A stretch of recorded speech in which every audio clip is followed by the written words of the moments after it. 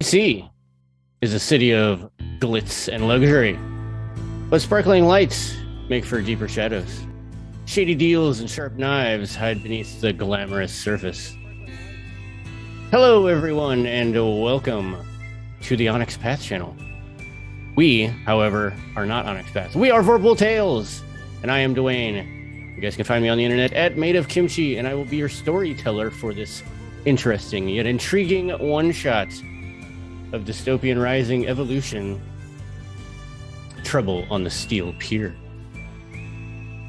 If you guys enjoy all of the wondrous things that we bring to you, make sure that you seek Vorpal Tales out on the internet. Don't forget to follow us here and the Onyx Path on Twitch. Make sure you check out our archives on our YouTube channel. Make sure that you subscribe and hit that bell.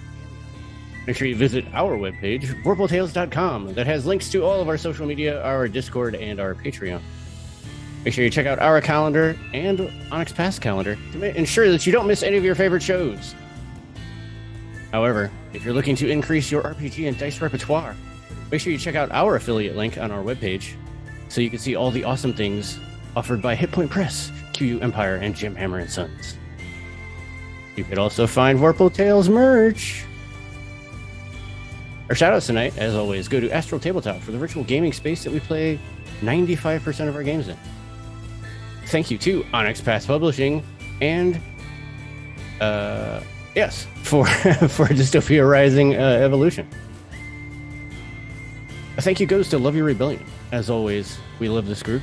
It is a non-profit group that empowers marginalized groups through the arts. Please be sure to check out their website, loveyourrebellion.org. As always, much love goes to our Patreons. From the Snicker Snacks to the Jabberwockies, you guys help keep this project moving forward.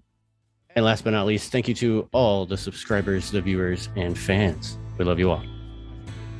But before we get started, let's meet our players that will be facing this dystopia. Please, introduce yourselves, and tell everyone where you can be found and who you will be playing tonight. Hello, all you wonderful human beings. I am Selkie. You know me as the Rebel Selkie. I use she, her pronouns. And you can find me most places as the Rebel Selkie, except for that one place, which I promise you, when I find that person who did that, I will be tying your shoes together and throwing them over the nearest power line I can find. And tonight, I will be playing the lovely Rocket Rose. Hello, my name is Zachary Naldrett, he, him. You can find me on the internet, mostly on the Bird app as Zach Rules. It says so right about here, probably. I am... Who am I playing tonight? I am playing Solomon Walker, the Sensorite Guard, and I probably did not pronounce that correctly. Hi, I am Realixa. I use they, them pronouns, and I will be playing Spines, your Lascarian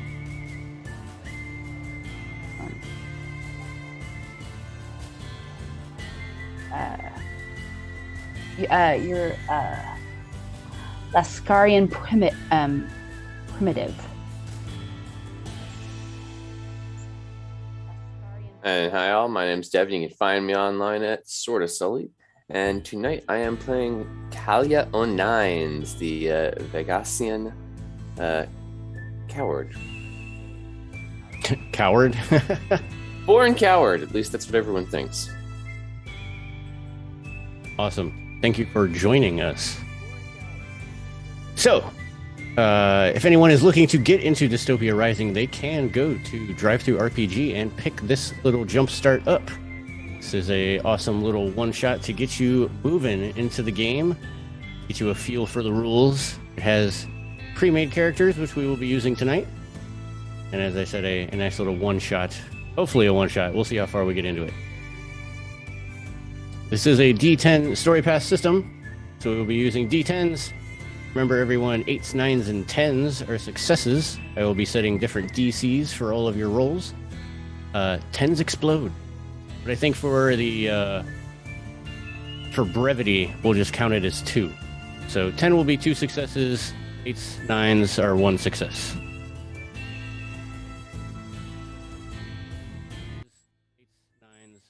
So, let's do it. So all of you have recently been contacted by Niall Henson, the head of one of the leading pureblood families of Philadelphia. The family has long had ties to the Big AC. You've been told that a shipment of much-needed medical supplies would be coming into port in the Big AC aboard the Harbinger, a small cargo ship. You've been hired to meet the ship in the Big AC, retrieve the medical supplies, and ensure that they arrive safely at the Hansons' compound in Philadelphia. Niall has told you that the crate you're looking for will be stamped with the image of a jackdaw, a black bird with a downturned bill. But he also warns that others might try to steal this medicine. It would likely sell for a good price on the street. He has also warned you not to open or tamper with the case for fear that its contents will be damaged. He has offered to pay your group 150 keys upon taking the job, and another 150 keys upon completion. To ensure that the job goes as smoothly as possible, Niall's granddaughter, Marta, has also traveled with you to the Big AC.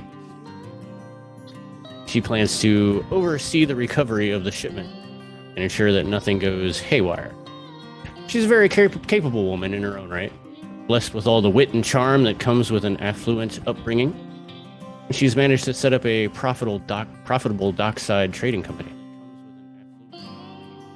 So you guys have been in the Big AC for a couple of days awaiting the Harbinger.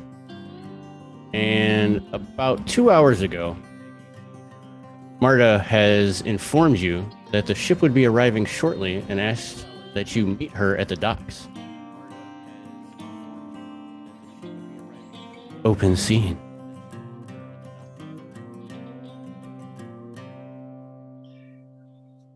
So the rain is falling as you make your way toward the dock, where Marta Hansen is directed to meet her. By the time you get there, it's pouring so hard that you can barely make out her silhouette, tensely pacing in the shelter of an overhanging building. Her hand appears to rest idly in her pocket, but you know from the trip out to the Big AC that she has a pistol hidden in there. She grins with relief and waves as she catches sight of you guys. Through the rain and the falling dusk, the dim gray outline of the Harbinger feels like a specter amid the skeletons of long-dead ships that litter the harbor. As you stand waiting, you see the ship suddenly stop and lurch suddenly to one side as if it had been struck by something. Even from the dock, you can hear the groan of straining metal. As all of this is happening, Marta frowns and raises a spyglass to her eye. Curses under her breath, passes the spyglass off to each of you in turn. A quick glance is all you need to make out the wave of lifeless bodies crawling their way up the side of the small vessel. Gasp. Come on, Marta screams to you, jumping into a skiff tied nearby. It isn't hers, but she really doesn't care. The ship's in trouble and we can't afford to lose those supplies. However, before any of you can move, a blast from across the water shakes the dock beneath you. Even in the dark, you can see the smoke billowing from the ship as it bobs helplessly in the harbor.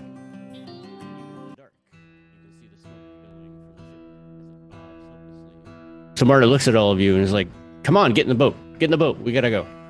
My ass is in the boat already. Spines is thinking about different ways to prepare those bodies. Get in the boat. How much is 150 keys? So 1 key is enough to buy a bottle of alcohol. We're in a dystopian future. That doesn't We don't know what the exchange rate is between now and what a bottle of alcohol is worth then. You see Talia debating leaving because she's already been paid. But then begrudgingly gets in. Yeah, like Spines gets in because they see food just waiting for us. It is dinner time for you. Yeah, How should I Rose. make it? Rose grabs her canes, her walking canes, and she slips to her best ability into the boat. Awesome. Also, fun for all of you watching. Fun fact about this little ditty: they actually made a character who is disabled, and it's really wonderful. And she does a lot of really badass things. You should totally check it out. Yeah, she totally has a combat wheelchair. An amazing combat wheelchair. Like my character just has bone spines protruding from their back. My character just has Using like a xylophone. Everybody's special in their own ways. Mm-hmm. But once you guys get on the boat, Arta starts maneuvering it into the harbor. And as you guys are making your way to the Harbinger, all of a sudden, gnarly undead claws start to grasp at the side of the boat. And you see 4 water rots start to climb up over the side of the boat. Their boat, not our boat, right? Oh, your boat. Oh, the second I see a hand coming out of the water, I'm smashing it. Roll to attack. Give me close combat and your strength or your might. I'm sorry. So how does specialties work in this? Is it like Trinity, where the specialty does not apply to the actual skill, or how does that?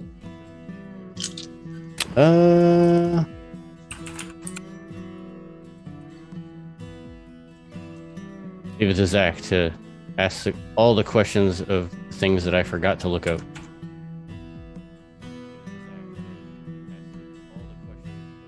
Is this a skill specialty? It is, yes. So your skill specialties.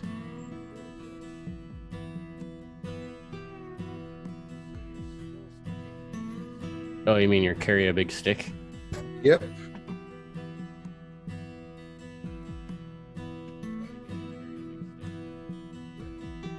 Let's see.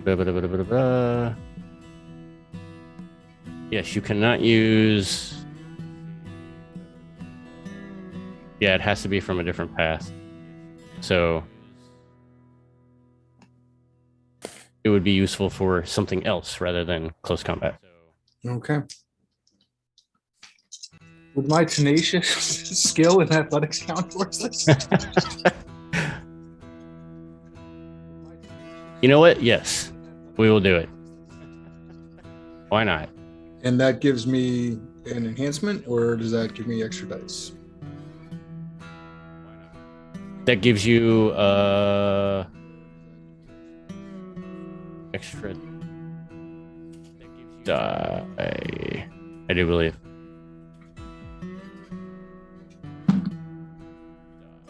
One, two, three, four, five. 5 successes. Wait, oh, 6. Oh. 8 is what we need, right? Yes. 5 successes. 5 successes. All right. So one of these hands comes over, grasps onto the side, and you see the head of one of these water rots pop up, and you just come down and smack it.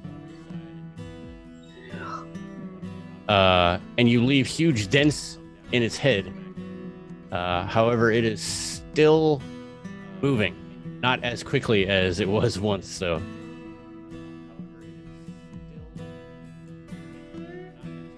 I do also have an enhancement from my weapon.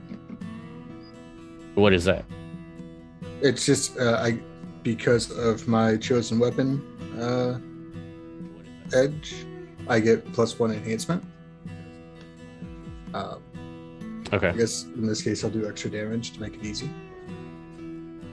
Yeah. Yeah, you can use your enhancements to do that. Yeah. So in that case, you just obliterate the head of one of these water rots. It just kind of explodes under the weight of your large. Are you carrying a large stick or a bat? A cudgel. Oh, a cudgel. Even better. A very large stick. But there is still one trying to claw its way up on the other side. The boat starts to tilt a little bit as its weight comes over. Rose ain't fucking around, and I'm gonna use my shiv, and I'm gonna try to like right in the head. All right. So what would that be?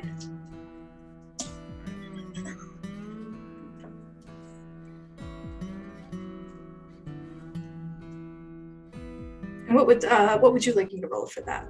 This will be close combat as well, and might.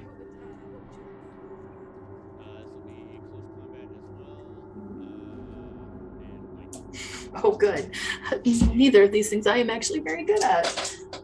Let's see what happens. Oh, I got 2 successes. Did tens are the only ones that explode, correct? Not 9s? Yes, just 10s. Okay. We're just going to count them as 2, though. Okay, so 2 successes. 2 successes. All right. So, while it doesn't go down, you do definitely stab it square in the temple. Some chunks of its skin already rotting off begin to rot off even more. But this one is still coming. I will try and finish it off by stab it in the face with a knife. You said I could use dexterity with close combat? Yeah, because of your one of your edge. All right. That is nope, I failed. Oh wait, I have one more die. Hold on, maybe 1 success, which I think with the other thing gives me a couple more successes as enhancements. Just double checking real quick. Oh wait, that's unarmed. Never mind. So just the 1 success. So yeah, you go to stab at it as well, but you're just not doing any damage to it. You're not hitting any key organs.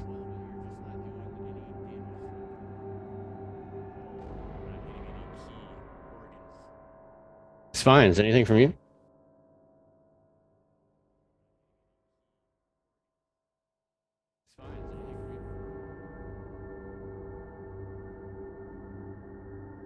Right. So did you see the thing I asked? In the chat. Or on Zoom.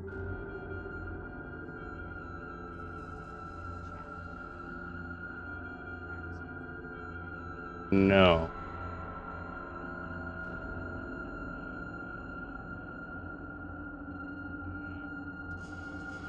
What is your question? I asked if it's known that Spines is accountable. Yes, you've been traveling with your Okay. companions for a couple of days. I'm sure that they have seen it at least once. You know, a random Zed laying around. Somebody's got to clean it up. Right?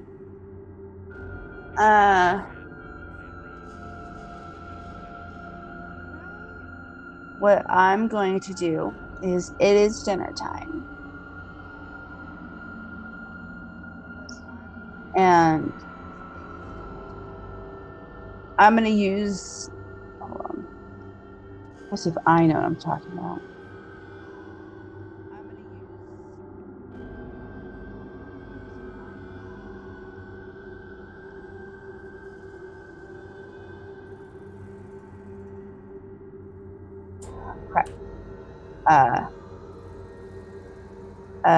What I would like to do is attack one of like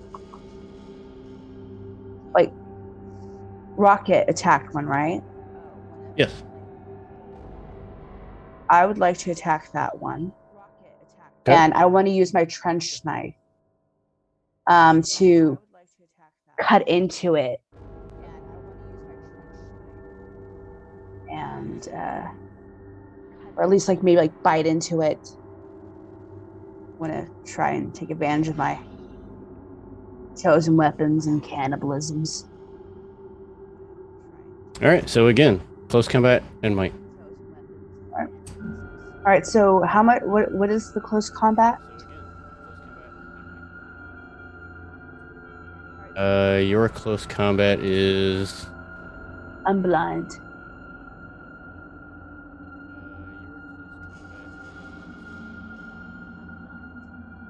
It's third down. If you're looking 4. at your You have 4 dots. Oh, there it is. Never mind. Where is that? Skills. Third one down on the left. Oh, skills. Oh, because like what I'm seeing skills is banish.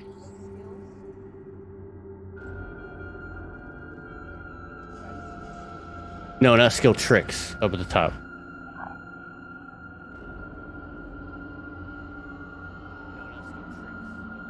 Oh, there it is.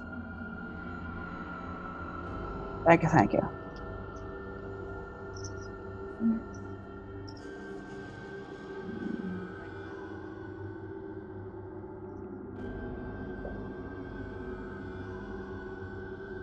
Danny, close combat and might. Yes.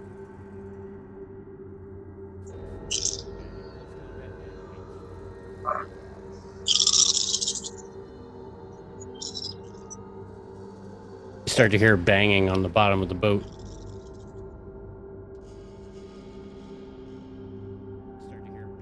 3 successes.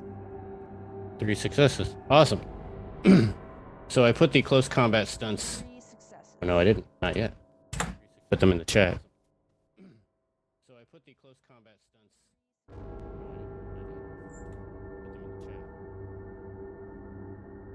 So with 3 successes, you definitely get past their defense.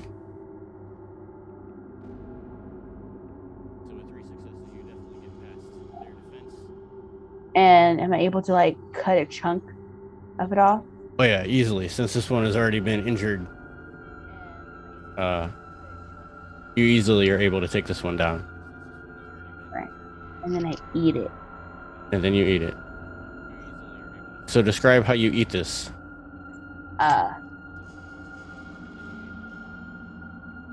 Do you do you shy away from everyone? Do you kind of like hunch over it, or do you just sit there? I mean, kind of like I just like I'm like cut and I'm like.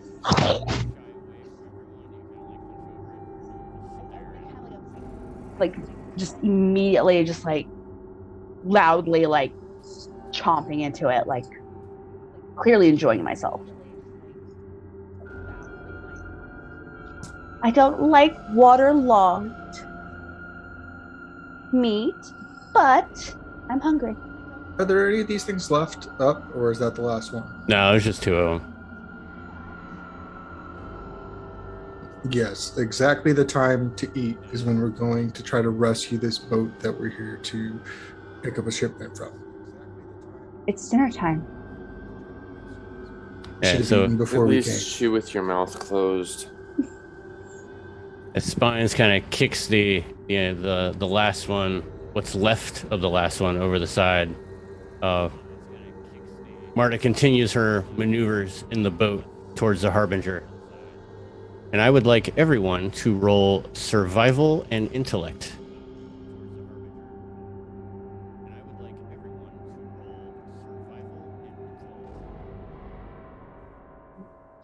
Hope this isn't bad things. My 2 dice and 0 successes. Is this us keeping in the boat or something while she's maneuvering there? Or? No. With the rain and the dusk, it's kind of hard to see the boat totally, so I want to see what you guys can see. Would tenacious count for that then? Sure.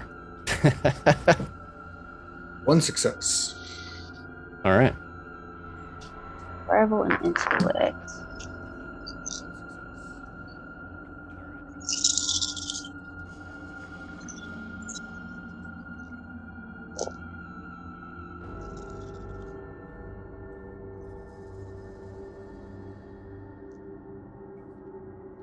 What she got?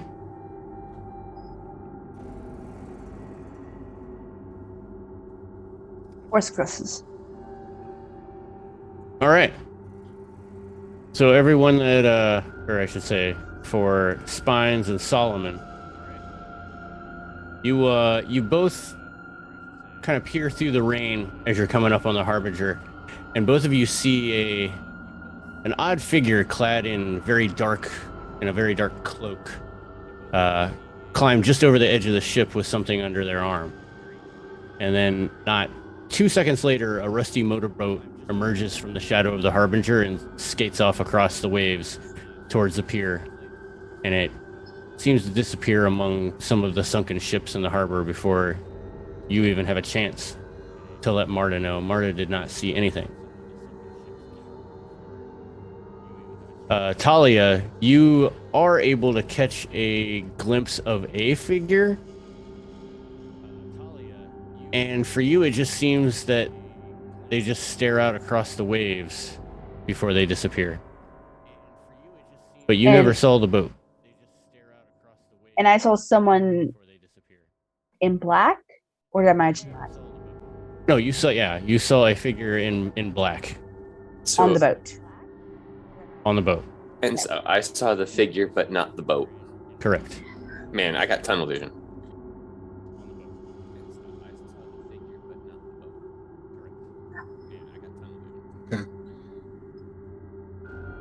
Marta doesn't catch any of this and continues along her way. And the water begins to quiet.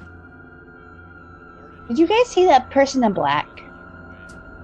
That's all I saw.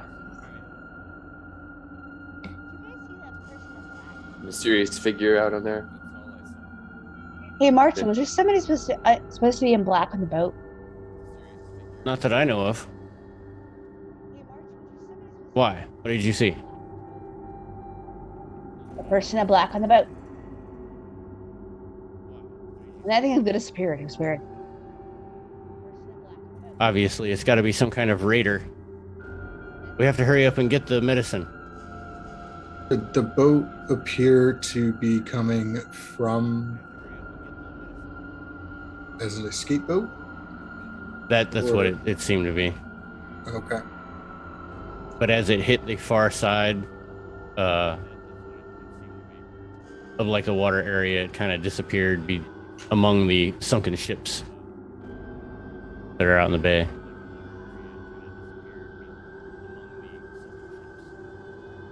But Marta is more worried about this medicine.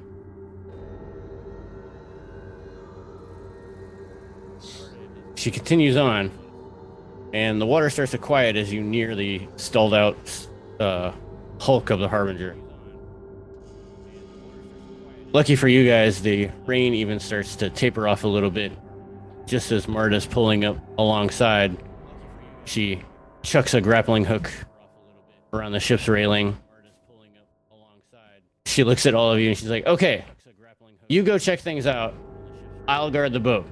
Just yell if you see anything. I'll tuck away my cudgel and start climbing up. So even with the rain, it is fairly easy for you guys to climb up. It's not that big of a feat. As soon as you all get onto deck, it's like every bone in your body tells you that there's something wrong here. Something's not right. The deck of the Harbinger lists sharply to one side. Heat seems to radiate from the stern of the ship. Thick black smoke starts to fill the air. However, there's no sign of that shadowy figure that you spied from the skiff. Is there a sign of any crew? No, it doesn't seem like anybody's here. Now, even though the Harbinger is fairly large in terms of length, there is only one cabin on the main deck, and that door is swinging freely open. There is another hatch that leads to the below decks.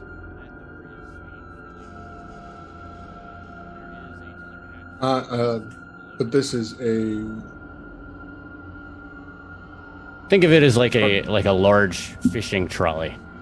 So it's not a cargo with the boxes of cargo up on the top on the deck. Everything would be down below then. Right. I'm heading down below. Well, now that we've got somebody going first, I suppose I could follow.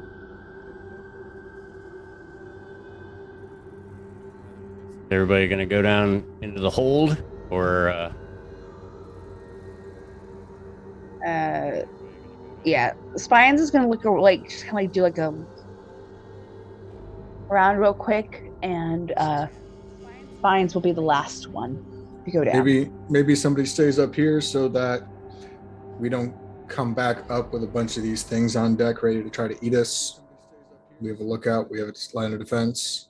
I can postcard. all right. I don't really know if I would be the best upstairs anyways. Thank you, Rocket. All right, so the three of you open up the hatch that leads into the bowels of the ship. And it's latched, but it's not locked. And as you open it up, you see a ladder that descends down. As you guys start to head down, darkness envelops you as you climb into the belly. In the shadows, you can't even make out the water pooling in the hold until you step off at the bottom. And you feel that icy cold splash as it leaks all under your boots. Wonderful. You see crates, barrels, boxes of all sorts, all scattered all across the hole. Some tossed haphazardly, probably where they landed after the most recent disturbance. Some of them overwhelmingly heaped on one side of the ship. The floor slants sharply in the direction of that the boat's tilting. However, glowing in the darkness of the rear of the ship is an open, coal-burning stove connected to a twisted mass of pipes and gears. That was probably what they used to power the ship before everything went to hell.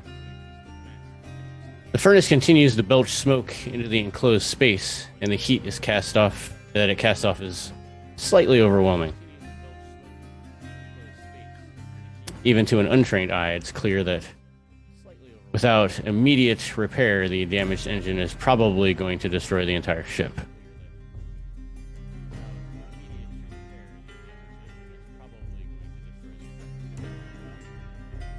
All right, well, I'm not qualified to fix shit.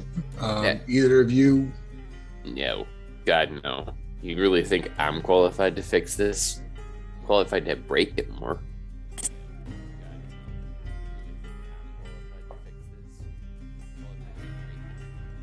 Spines? As who's qualified. But we would know this by now that you're the one that's qualified. Right? Right. You said we've... Can I at least be able to guess like how long I might think it has? You want to give it a once over?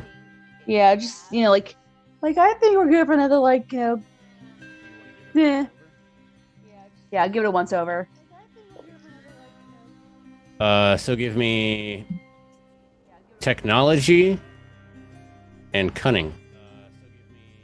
Yeah. I mean, that gives me 4 dice. So technology, I was like, no. Cunning, okay.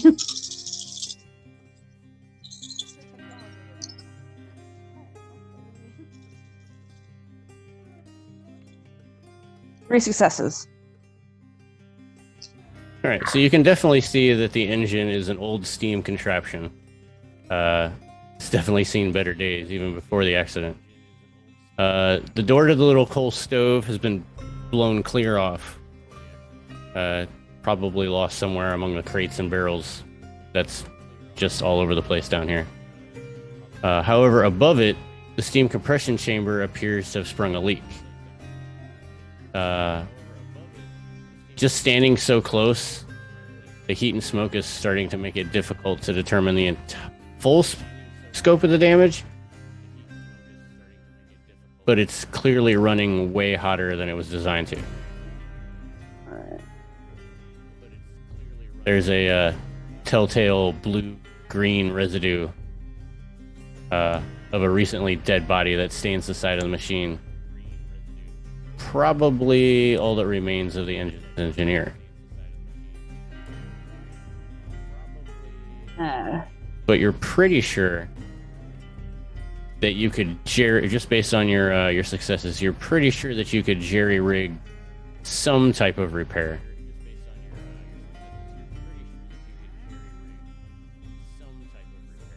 So I tell that to my two companions.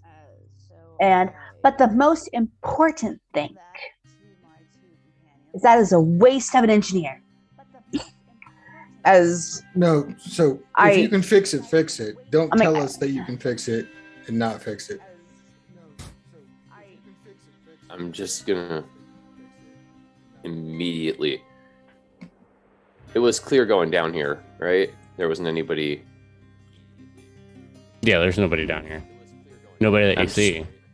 I'm just gonna trudge back up to a point and be like, "Hey, Rocket, something's broke. We might need you."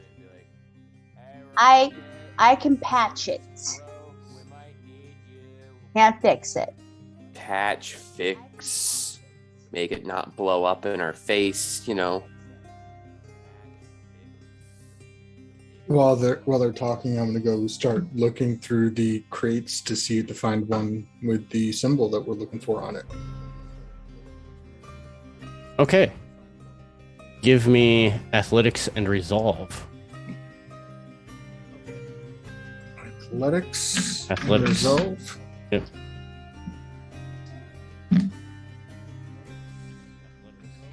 Since they're all strewn all over the place, you kind of have to jump over a few to get underneath some of the other ones. It's very smoky. For 10 explode? Or we're doing double for 10s? Yeah, we're just doing double for time's sake.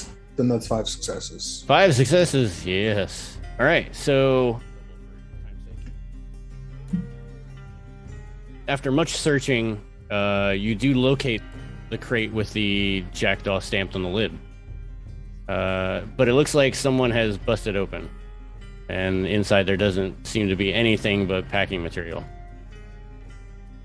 But just based on the shape of the packing material, it's clear that it had some kind of cylinder inside of it, about a foot tall, 6 inches in diameter. On the floor beside the crate, you find a silver pen inlaid with the image of a 2-headed serpent. Obviously way too fancy for someone on the ship to have owned. Did we see the dude in black leave? Yes, you did. Ship? Well, we saw him come on the ship. No, he was leaving. He was leaving. He was on the boat leaving. Yes. Fuck, it's not here. Let's go.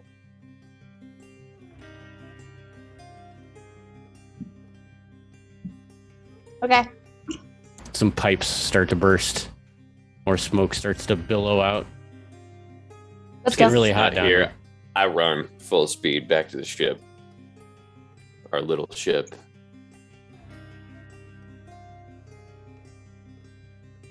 Screw the rest of you guys. I'm going there first. I'm getting there first.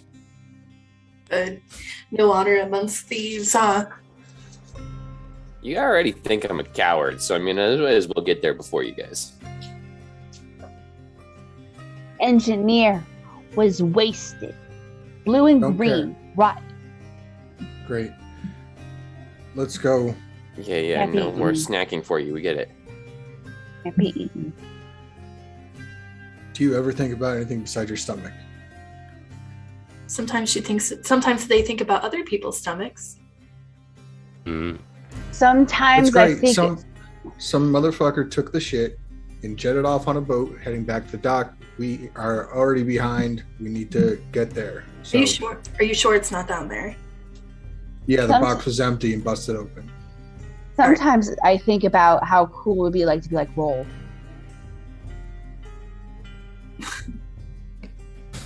All right. Well, let's Alright, hightail it. Get the hell out. Let's see if we can figure something out elsewise, because this is all sorts of dick now.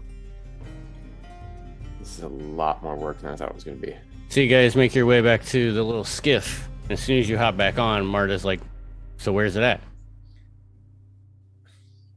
It's on the boat that took off and head back to shore that you missed. So let's go. She's like, damn. I knew something like this was going to happen.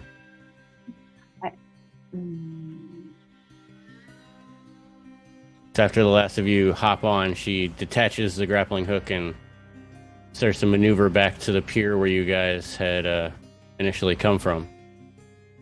Luckily, on the way back, no more water rots seem to cling to the boat. However, you do know that there's more down there. Spines had the thought, like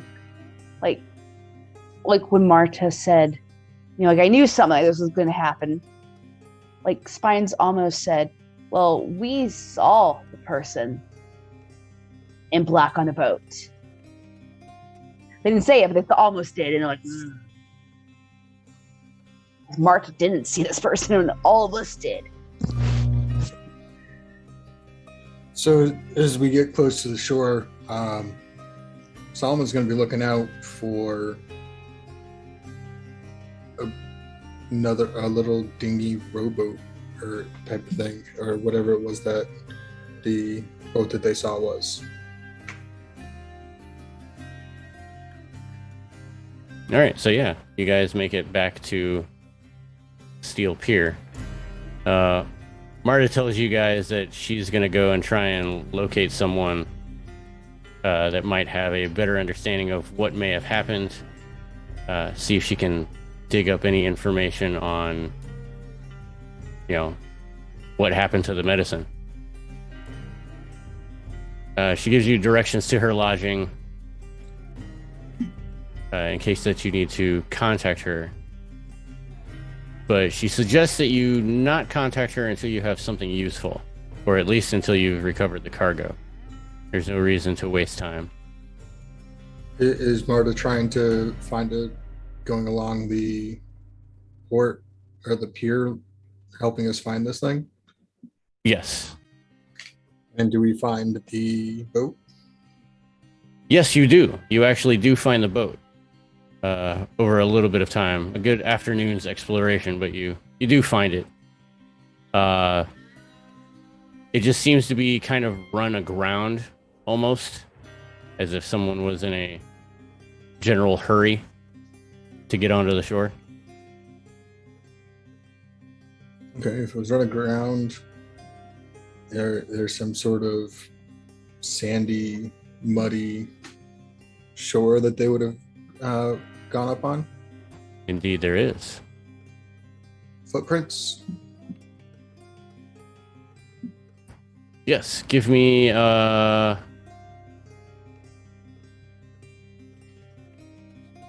survival and cunning.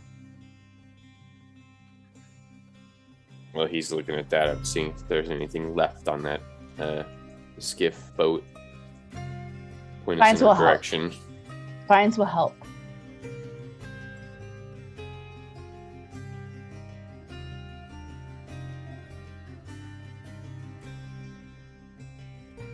As far as the boat, you give it a once over, and it looks just like any old skiff. Nothing exciting. However, you do find a matchbook. Mine. What did the matchbook say? It says "Dead Man's Drink."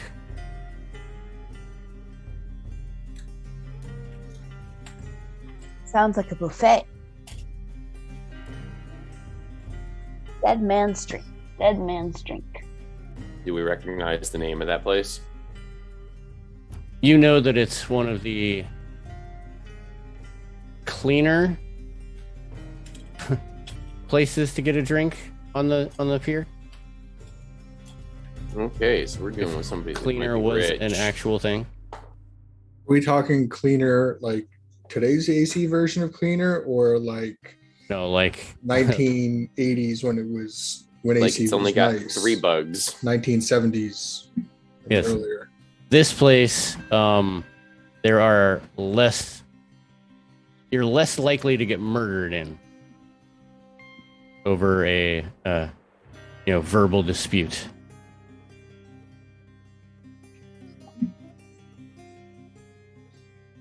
So it's away from the boardwalk. Okay. And do we the footprints give a general direction? What was your how many successes did you have? 4. 4. So you see that there are footprints. Some of them have been a little washed away due to the tide, but it looks like whoever had gotten off the boat was definitely sprinting based on the width of them. Yes. I'm sorry. I have a silly question in regards to that. With any treads available, would I be able to use, because I have an edge called photographic memory, would I be able to use that to like memorize the pattern of the shoes? So if we come into a place where people are, I'd be more likely to match their shoes to the person? Yes. Cool. Can I roll for that? Yes. Give me.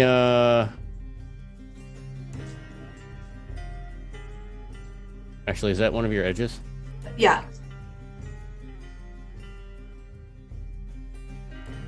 Photographic memory. Mm-hmm. I have 3 dots. Photographic memory.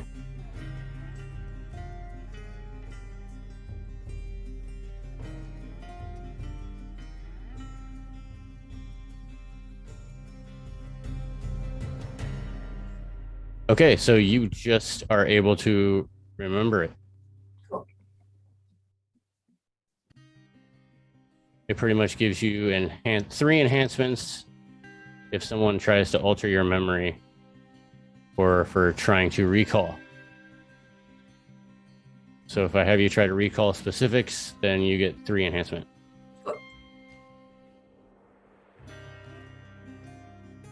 But Solomon, like I said, it looks like the person was bolting in the general direction towards the boardwalk. But the boardwalk is made of wood. So you kind of lose the tracks after a good 50 feet as the mud and sand just kind of fall off.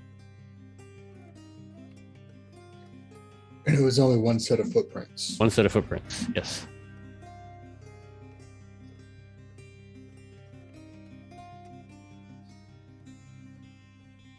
And follow the footprints as far as they go. The pen that I picked up, did it have any writing on it by any chance? Or No, the only thing that it had on it was that the image of the 2-headed serpent.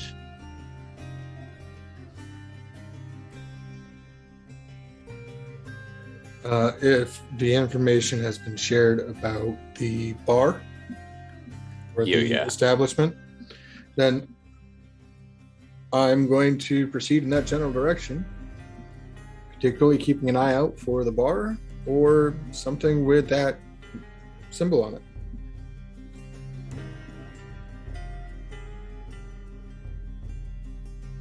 Give me lore and intellect.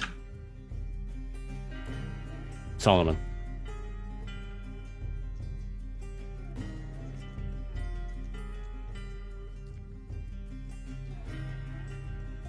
Three successes.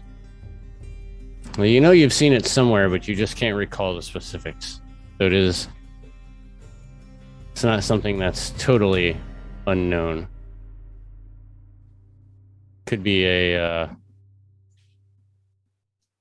some religious sect that you might have seen in passing.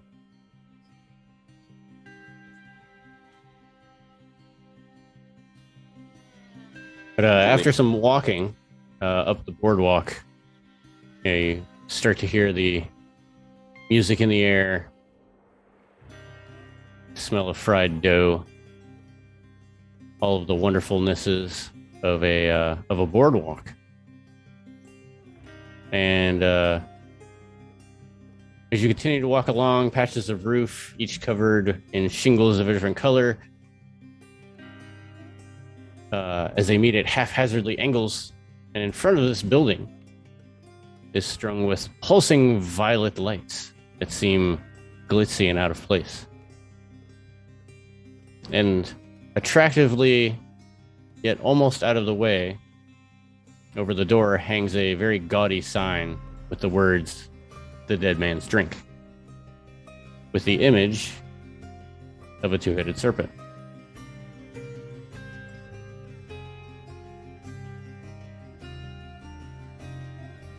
And outside the door, a very tall, tattooed Baywalker woman with bulging muscles. She stands out there surveying all the traffic on the pier, cleaning her fingernails with a dagger. The number 33, a symbol of the final nights, is clearly tattooed across her knuckles.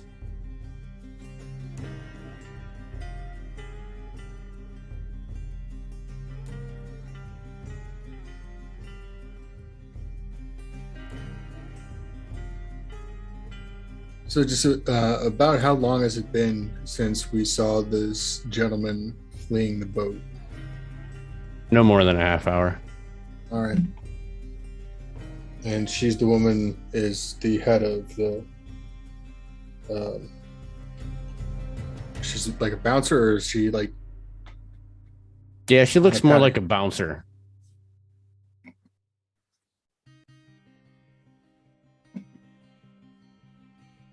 Well, friends, smoke 'em if you got 'em. And I'm just going to roll myself up to the door. Yeah, Spines will also join Rocket and say, Yeah, I'll walk up too. "Can we come in?" She kind of stands in your way. She's like, "I don't know who you are. You're not one of the regulars. What do you guys want here?" Become a new regular. I'm going to try to bluff this person and say, "Oh, what do you mean? We've been here before." And I'm going to like nudge Talia. And it's like, "We were just here the other day getting a smoke and a drink and enjoying company. You just happen to not be..." I'm going to pull out a little bit of tobacco with my the matchbook and light it up and just be like, "Yeah, we were here this the other day. Where else have I gotten this? We've been here a few times. I just spoke with..." I throw out a random name of somebody that sounds like they'd go to a bar like this. "Perhaps you were napping." All right, Rocket, give me subterfuge and manipulation. +1. What's yours for that? Because I got 9 dice. Oh, why do I get myself into these things? Subterfuge plus manipulation +1. Yes. So this is the +1 dice. +1 dice. I have 3 dice. Can I do the talky bits? Would you? Can we team up on this since we're both talking? Who wants to be the main talker? I think Talia should be the main talker because I'm just the muscle. I'm just the muscle. Something about a 5 in manipulation in itself means I should be the talky bits. Wait, a subterfuge and manipulation? Yes. I'm just a pretty face and a heavy wrench. Okay. Yeah, I'm the skilled liar of the group. So I mean, I mean, like I come in second place with 5 dice. So I have right now I have 8 for this one. It would be 9 if it was persuasion. Plus I get a +2 because we're lying. I think Talia should take lead on this, especially because they have the matchbook, and I'm just going to hold their hand. Yeah, that's 6 successes. Yeah, so you talk your way around her, telling her that you came here the other day with Cheeks. with Jim, Cheeks McGuffin. And, you have the matchbook to show. She's like, oh, well, obviously you are a regular. Maybe I was off my game yesterday. But please come in. I hope that you have a pleasant and profitable evening. She opens the door. Or a pat on the shoulder and say, it's all right. We all have off days, off minutes. Now she, as she's pushing open the door, she goes, oh, wait. I almost forgot. No weapons inside. Oh, yes, of course. My apologies. I hand off what I've got that's visible. If you want to try and sneak something in, I need subterfuge and cunning. Okay, I will try and sneak in my scrap knuckles.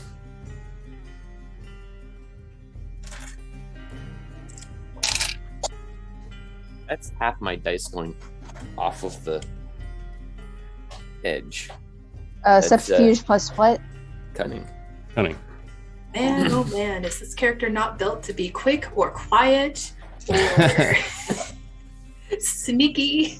It specifically says on her character sheet she is bright, bold, and loud. Yes, I am a pretty face with a hammer, or with a heavy wrench, like I said. So I guess recognizing that this isn't my strong suit, I guess I'm going to have to hand over my my rifle. 3 successes. And my shield. 3 successes. Okay. I'm to look her dead in the eye and tell her that I'm a holy man and that this is part of my tools for worship. Are you lying to her or telling her? No, I am telling her that this cudgel is not a weapon. This is a tool given to me from God. Persuasion and manipulation.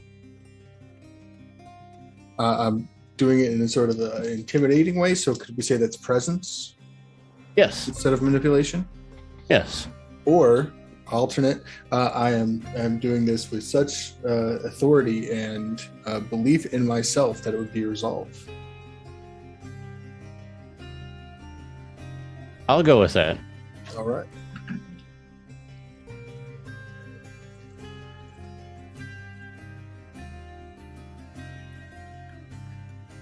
Yeah, I only got 1 success. She says that she understands. However, you're still going to have to give it up. And I'll stay outside. This is part of the Lord's bounty to me. I will not entrust it in the hands of another. All right. So whoever hands over their non-concealed weapons will be, again, allowed in.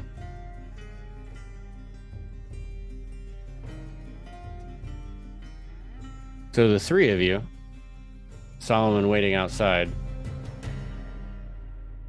the woman will try to make small talk with Solomon as you wait for your friends.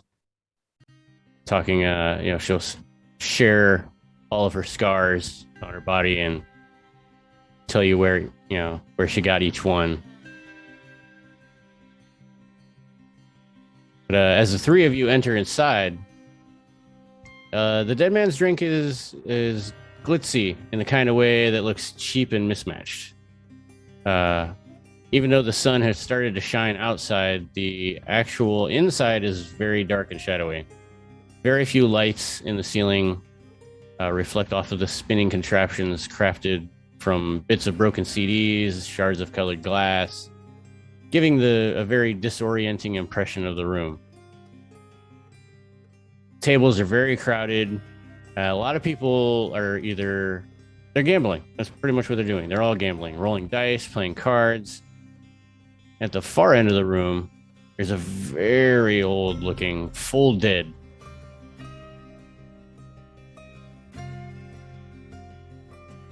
And everywhere you look, you see the glint of guns and blades and people's belts, and you're like, wait a second, why did I have to give up my my weapons? But nevertheless, above you is a nice enclosed glass room filled with plush chairs overlooking the main floor. And inside it, you see people in brightly colored suits, dresses. They all sip from very expensive looking glasses as they watch, the rabble below. A host walks up to you in a very tightly fit pants and a nice crushed purple vest. He smiles very winningly at you. He's a very lean build. You can see his bare arms are clearly visible even in the dim, ever-changing light. He has very dark eyeliner on. It's very on point. He says, are you new here? Well, sit right down and let's make you comfortable. He gestures over to an empty table and he gets out a rag and cleans off the top. Now tell me, what advice have you come for today? Drinks? Game? Both? Some drinks and some information, if you would.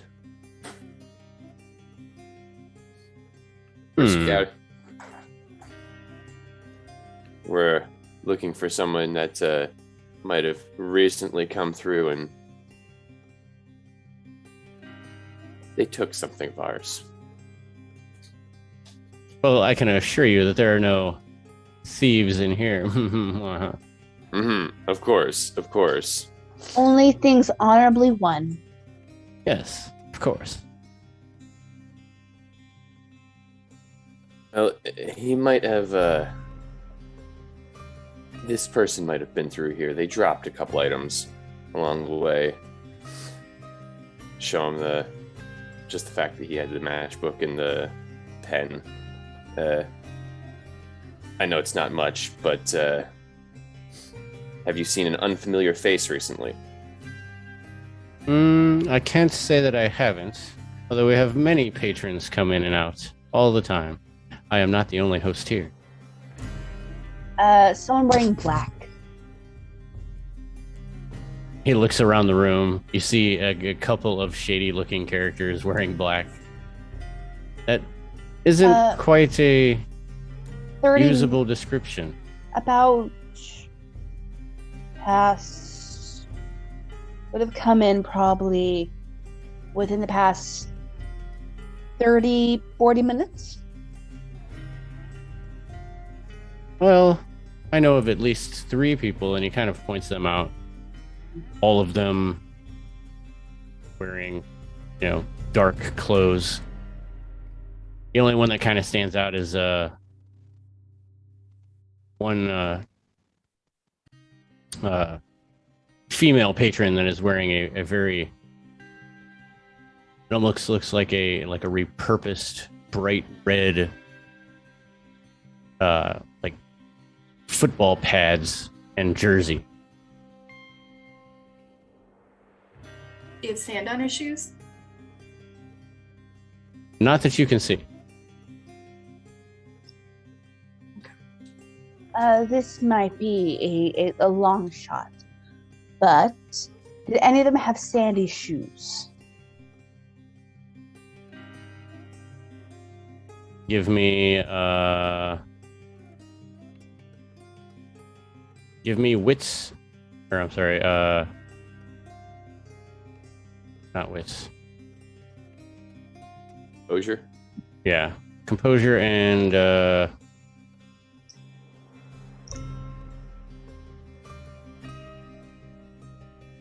composure and cunning.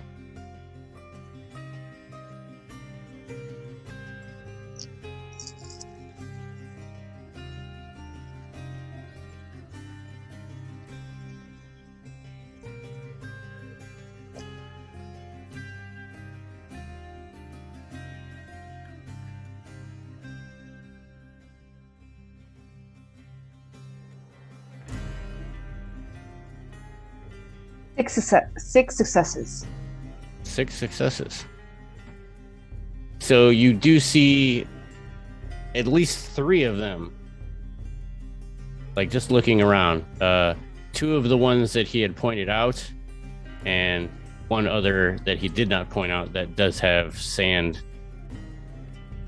You can see that there's some bits of sand still stuck to their boots and or shoes. Look at Rocket. Hey, of them, who fits? You're the one who was looking at them. Boot prints. Who's the right size? Can I roll to see if my photographic memory comes in with that? Or can I also maybe spot to see if anyone's carrying like a very obvious box that they would have stolen or an item that would have gone with that? Yes, I wish for you to give me survival and cunning with that plus 3. And Spines is the one that actually saw the guy. Yes, Spines is the one that saw the guy. So that's survival and cunning? Correct. And then can I add my photographic memory to that? Yeah, that's plus the 3 enhancements. Oh, thank you. Sorry about that.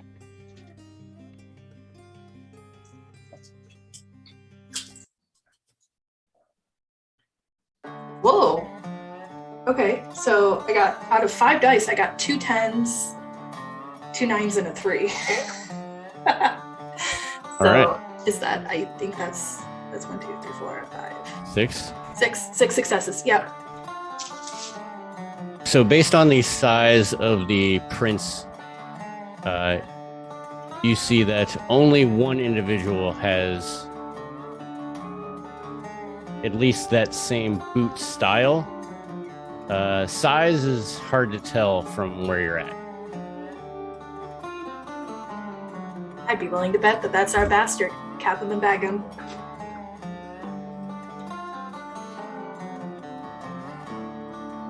I thought it was tag him. Apps, tags, bullets, stabs. Why?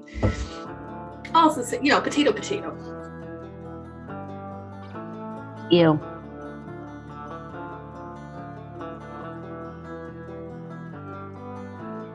So how do we want to approach this, my friends? Directly. Do you think that's wise? We're kind of Well, I mean, if he runs, it's not like we don't have someone standing outside of totally non-weapon cudgel waiting for him. I mean, I'm a little resistant rather, to approaching directly because I have nothing on me right now. Our lady friend at the door took all of my everything, including my shiv. I could try to run him over if that would help, but at this point, I've got nothing. I just look at Rocket, show off my knuckles, and say, "Why would you give them everything?" I wanted to get in. Spines will show their trench knife is also hidden. Mhm. Yeah, like Am I the only honest one? That's fine. Who gives up their only protection? in a Alright, so how do you want to do that? in a bar where you're only less likely to get murdered. How do we want to do this? Well, does he have any people with him, or does he look like he's just kind of drinking on his own? No, he's sitting at a table playing dice.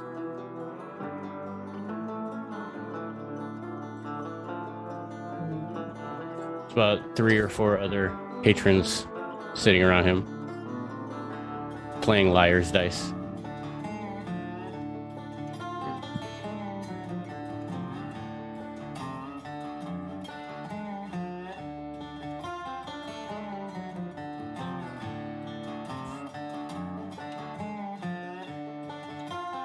So how do you want to approach this? I look at the other two and say, so since somebody didn't bother taking the appropriate equipment in here, we just actually talk to him? I mean, How about this? Two of us go bluff him out of a game of liar's dice, and someone else runs and grabs big guy from outside, and maybe gets our weapons. My weapons. All right. Well, I'm always game for games. I will join Onyx. All So right. basically, our entire point in this is to make sure that he loses rather than winning at this point. Winning is just a happy side effect. I mean, keep him busy. I think it's going to be the point until we can get the rest of our compatriots together. we might also want to lose to him. Oh, I was figuring we'd get him upset and want him to leave because he's doing so poorly. He wants to, angry quit. Maybe walk out the door. Alternatively, he loses so badly, we're cheating, and I mean, who would want to go up against all of this? And you just see like Spines is 4'11", has some like dried blood on their face, like vaguely some dried blood on their face, ratty clothes. I mean, Talia looks down with one eye because Talia is a little bit taller than you. Indeed. so Starts to go play games. I'm not saying we lose badly. I mean, lose enough. I'm like that we're like competent at the game. But no, I'm going to make him want to walk away. I think I agree with that. Get him outside. Like, as I start to leave the table, get him to come outside with you guys. I don't care how it looks. We can jump him out there. Exactly. If he thinks we're cheating and we take it outside, we take it outside. If he gets mad at us and just leaves, he's still outside. I don't know how good idea that is. I think. To be frank, I think we have a better chance of out there than in here. No. Yeah. I don't know who in here is actually his buddies. All right, let's go. All right, I'm gonna make my way to the door, and I'm sorry, Zach. Can you remind me of what your character's name is again? I'm sorry. Solomon. Solomon. All right, so I'm gonna make my way out to Solomon to kind of fill him in on our patch together plan, which I hope works. Rocket, as you leave, you see that the bouncer woman is still listing off different scars on her body and telling Solomon all about them. Solomon is sharing and sharing scars as well. Some of them are just the result of living in the world post apocalypse and so forth. He's not really. He is quite oblivious to anything other than just a game of one-upsmanship of, oh, I got this scar. Oh, I got this scar. Oh, I got this scar. Yeah, she will do her best to one-up you as you try to one-up her. It is a constant game of one-upping. All right. Now for the two that are still inside, how are you going to approach this table? Walking. I was gonna say, are there open seats at the table? There are not. However, it looks like a couple of them have been a bit down on their luck, and with some slight coaxing, would be more than willing to leave with their tail tucked between their legs. I will just come up behind one of them and just, wow, you suck at this. Just to see the reaction and see if he'll just kick himself out after that. Give me It's true. was pretty bad. Give me presence and your choice of skill. Presence and persuade it is. So that's 7. 1, 2, 4. He picks up the one key that he has left. Says something growlishly underneath his breath and starts making his way towards the door. I take a seat. All right. So you are now seated at the table with the individual you are stalking and 2 other players.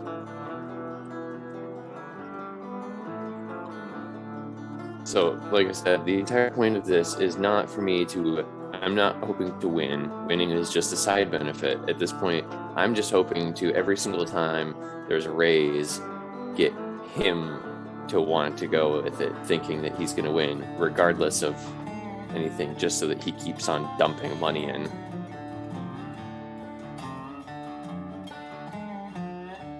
As he sees you sit down, it's like, some new blood. I drop. What's your game, lady? I drop a couple keys down and say, "What are we playing?" Liar's Dice, of course. By the way, my name is Arcturian O'Lofton. Can I buy you a drink? This is the guy that we're going after that's saying this? Yes. Oh, yeah, you can buy me a drink. He waves a hand, and that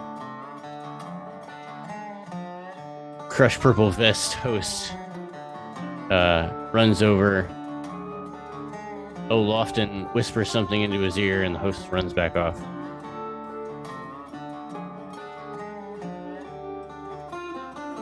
Oh, you look like you might have a good well to do with this setup here. You can see that he has a decent amount of keys sitting in front of him. They nice to you just because you're a high roller, or are you a little part owner of this place? As Tony has let me know, I need to work on my Irish accent, so... you mean you'll be needing to have this lilt to your voice then? I can't do Irish. I can't do it. If you send me the script, I'll just keep going with this. No, but he explains that he is a sort of regular, and while he spends a lot of money and sometimes wins it back, the management is nice to him. You'd always be Jersey Irish. I'm from Ohio. I don't have good accents.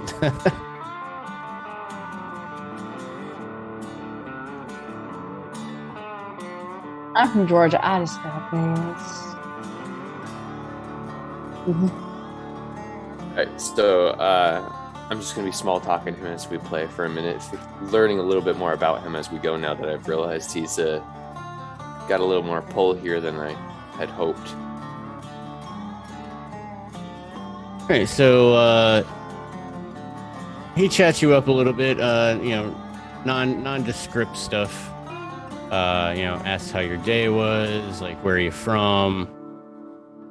He shares anything that you ask.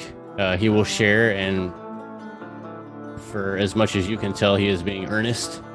Like, he seems to enjoy your company. And after a couple minutes of chit chat back and forth, it's like, all right, well,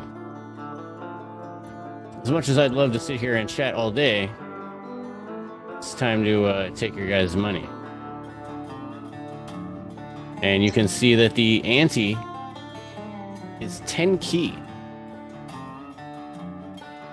10 key. Ooh.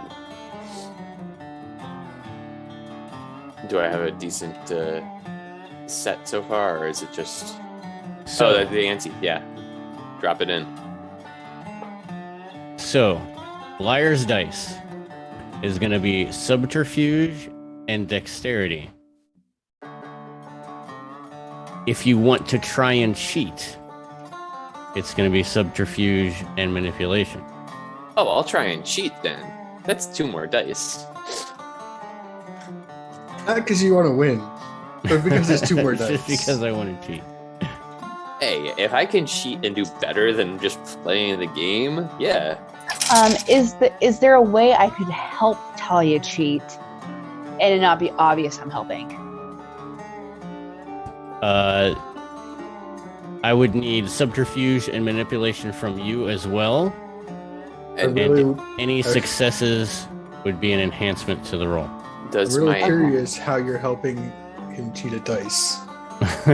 and Like, does what goes my, into that? does my skilled liar enhancement or edge help me on this? Is it in manipulation or subterfuge? It's an edge, not a it's, edge. It's an edge. The skilled liar edge. Give me a second. So we'll go back to it. Skilled liar. Lie with ease and conviction. You gain +2 enhancements on all attempts to deceive others. So yeah. So then that is 6 successes. Okay, so you do a little bit of hand manipulation as you shake the cup, as you slam it down, kind of give it like an extra knock, and the round goes around, and you end up taking everybody's money, and it doesn't seem like anybody has noticed that you've cheated at all. I did get 5 successes. Even better, you had everyone running all around the table that you gained twice the ante. So you are up, what is that, 60 key.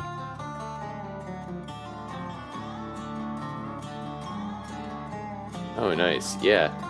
Let's keep this going. I just look and I say, well, I just won so much. Let's be nice to everyone. And I buy the table around. All right. So you call the host over, get around for everyone, and you can see that our local Irishman,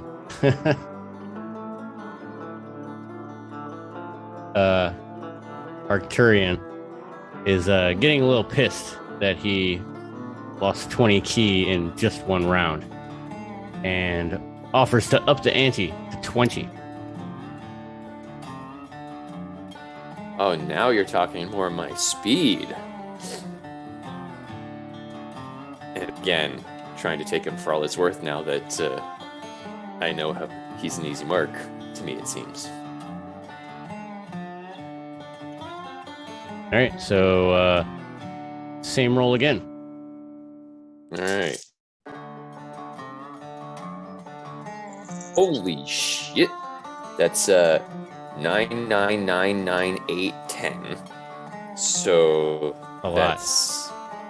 That's all the successes. 7, 9 successes.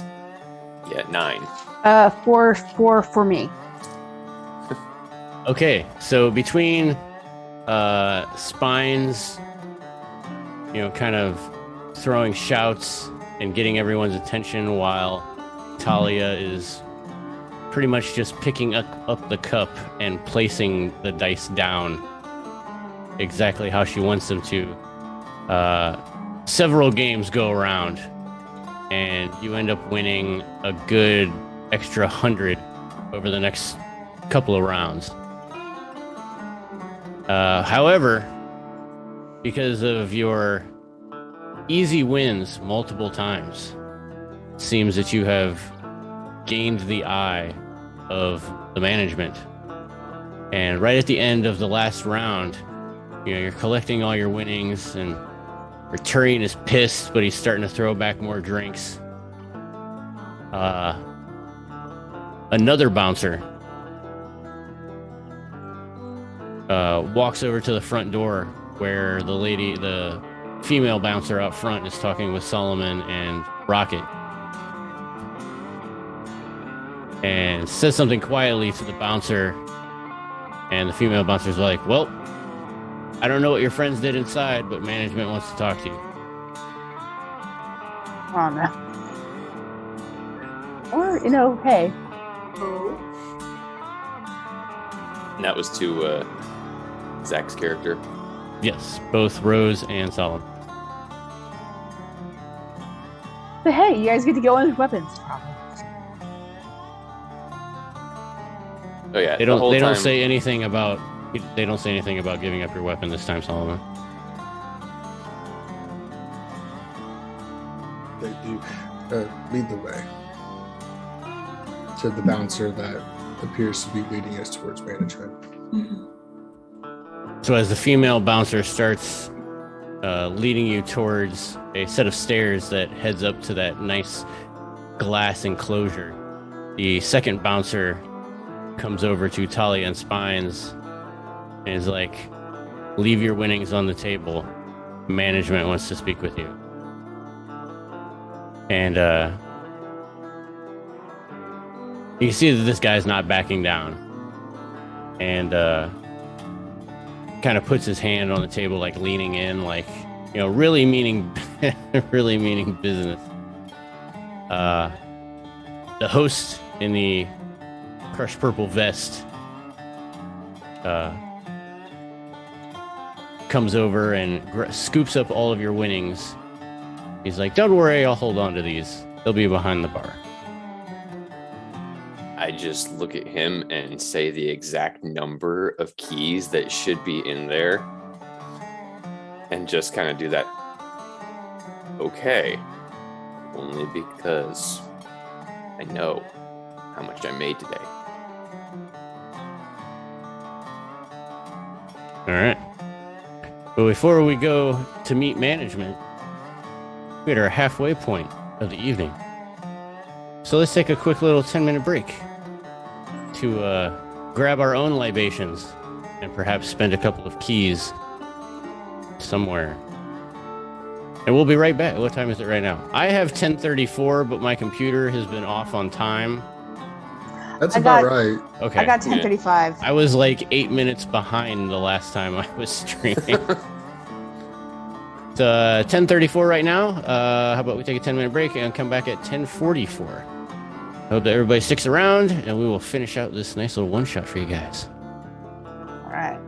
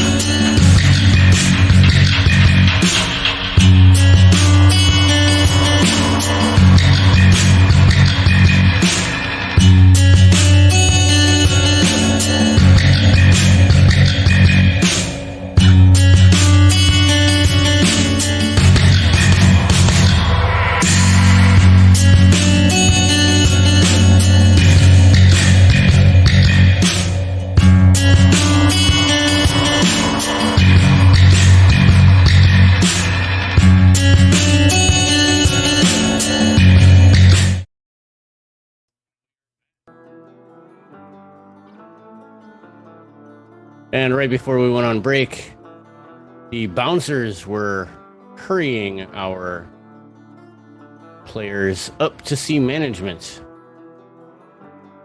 Maybe because they were cheating on their game of Liar's Dice, maybe for other reasons we don't know yet.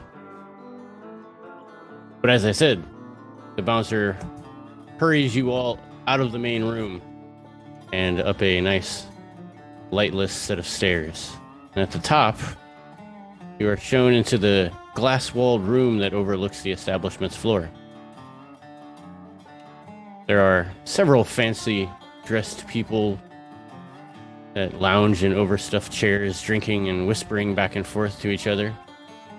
However, in the center of the room stands a large leather armchair next to an ornately carved dinner table. As you watch from the rear, a pale, sharp-toothed woman leans forward out of the chair, just enough for you to see.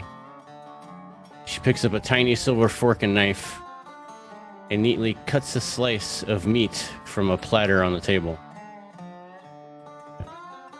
As the bouncers move you around to the front of the table and you see her in all of her majesty, you see a trickle of fresh blood that drips down from her chin as she places a little morsel into her mouth. Like a proper lady, she dabs it away with a already stained napkin before looking up at all of you. Solomon, you see a gold pen that is otherwise almost identical to the silver one that you found on the Harbinger, and it is tucked behind her ear. And just off to the side in the shadows, on a kind of nightstand-like desk, you see a large metal jar with the image of a jackdaw stamped into the side. As she finishes her morsel, she swallows and looks up at all of you smilingly. She says, "Ah, our new guests. Please." She gestures to a couple of chairs around the table. "Please have a seat and tell me what brings you all here."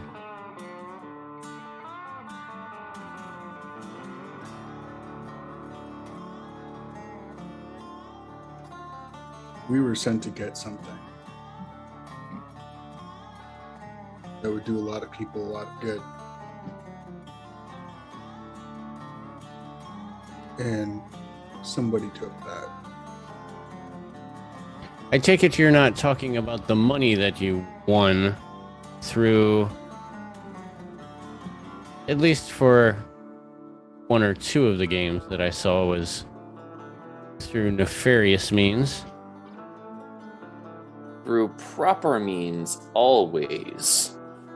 I look offended. She does look at you, Talia, and says, "By the way, some of those sleight of hands that you did were very, very impressive." Well, if you paid me to do something like that, I could do it for you, too. Wait, well, we were here to find the guy who intercepted our package, and you were fucking gambling, and you were cheating, and you got caught, and that's why I'm up here? I've never been cheating, and I've never been caught. If I was caught, would I be here instead of in the alley behind this building? If you weren't caught, then why was I dragged up here? Because You weren't we dragged, have a you walked mission up here. together. Because we're all good friends.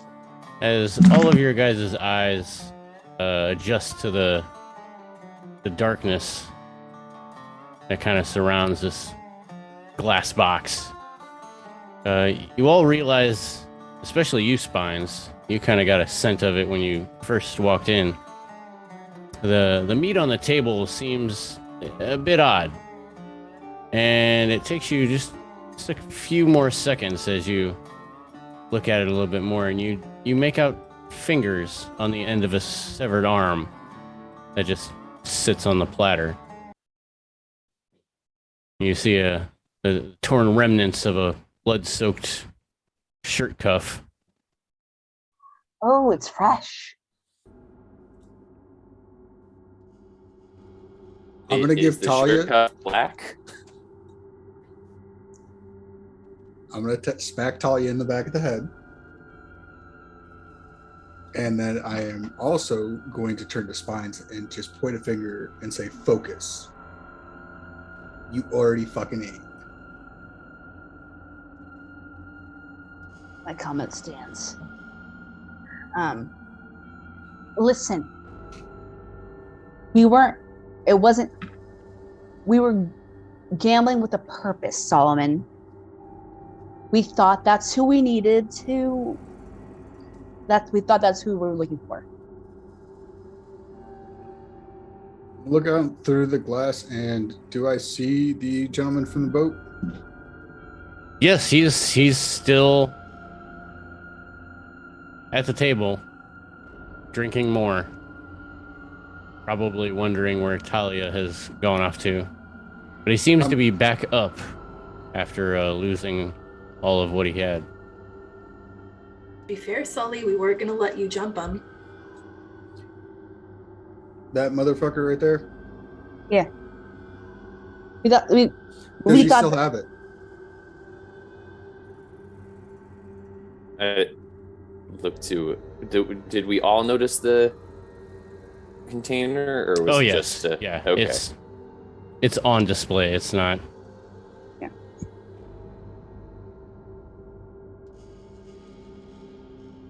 So, are we going to be honest, guys? The woman in the armchair takes another sliver from the arm, places it in her mouth again. More blood dribbles out, and she dabs it away. Looks at you all intently.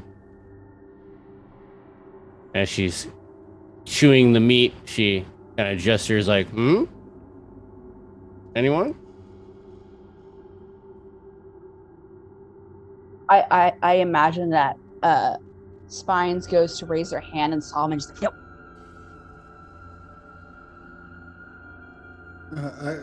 I don't believe I got your name. I apologize. Ah, yes. Excuse me. And she again dabs her mouth. She says, I am Majida Tempest. I am the owner of this establishment.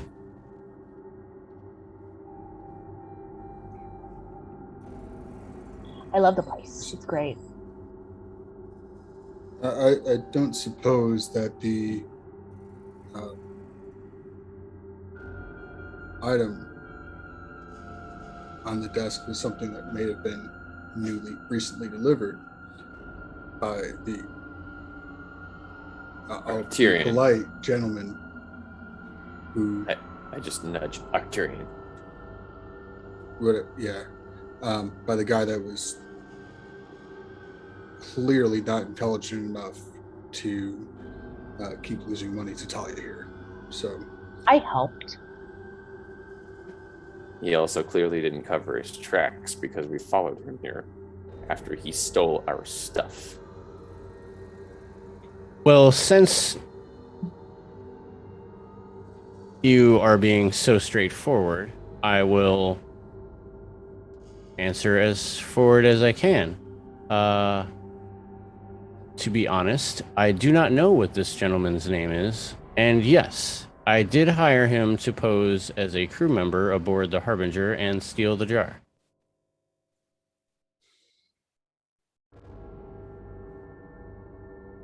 So essentially, he just lost your money.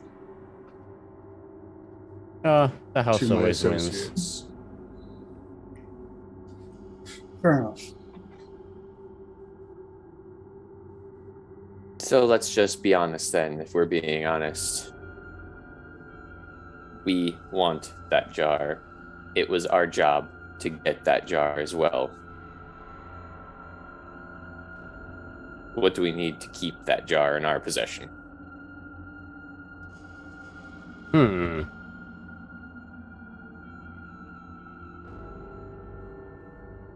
Well, see, I have a problem with that because I intend to keep this jar for my own.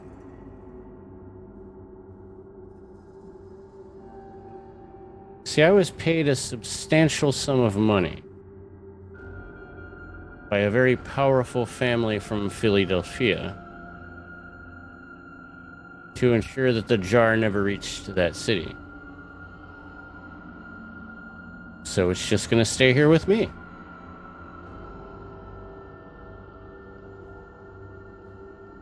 How much were you paid? She gives you like a really good eye, a substantial sum.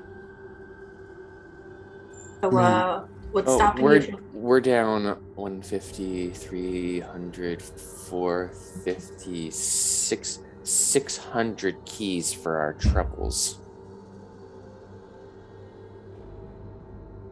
Yes, I like the way that you put that. Your troubles, not mine. Yeah, but you made them our troubles, so can we get some compensation at least? I mean, I was gonna just have all the compensation I need, but you brought us up here.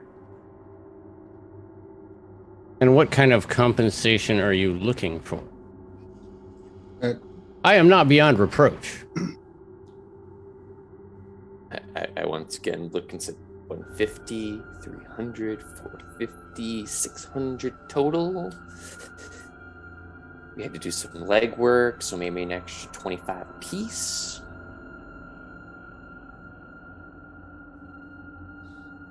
You already got paid a lot for that. Your arrangement with the family from Philadelphia was to ensure that this container does not make it there. That is the extent of the agreement that was made. Is that correct? Yes, they don't want any type of... They believe that the poison in this canister is meant to be used in some type of revenge plot or some type of business deal gone wrong. And they would like to avoid that. Poison.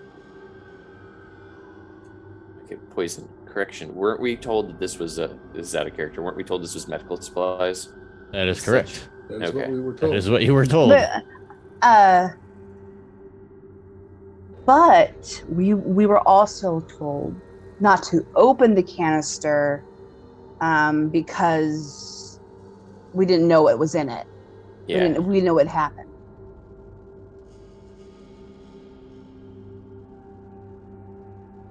But the people that hired us, potentially people who were in conflict with somebody who might use this poison on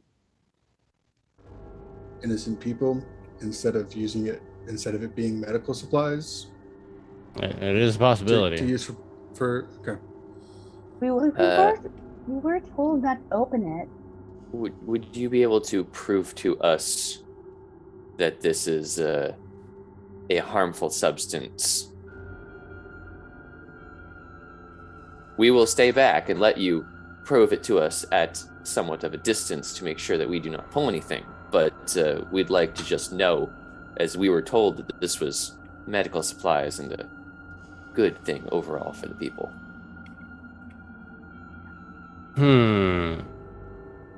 A way that I could prove that it's poison. If that is not medical supplies. You know, without killing poison. One of us. Oh. Or one of your guys. No, I was looking around seeing if there was like a rat or something on the grounds that we could just use that. No, it's rather clean up here. If that is in fact poison and not medical supplies, then my business here is done.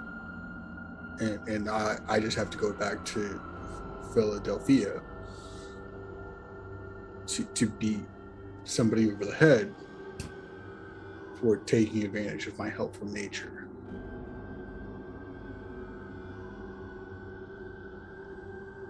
So if you can confirm that for me, our business here is done. You see that she looks up. She does the, a way to prove. She snaps her fingers, and two of her big thugs that have just been kind of hanging out go over and attempt to grab Talia. Oh, hell no. I'll just immediately start flailing around, trying to get away, saying, "Not on us! Not on us!" Well, I don't know how else you would like me to test this. Is there any form of animal in the area? Are there a lot of animals and bars that you go to in the? Hey, this is. I have been to many a dog bar. Okay. Yeah, I mean, to find a rat or a mouse somewhere is not in my mind out of the realm of feasibility. I have never been to a shady gambling hall that of questionable legality that has animal problems. You have yet to live, except for ones that specifically did the gambling based off of animal activity. All right. So All if right. I prove this to you, you're gonna owe me a favor.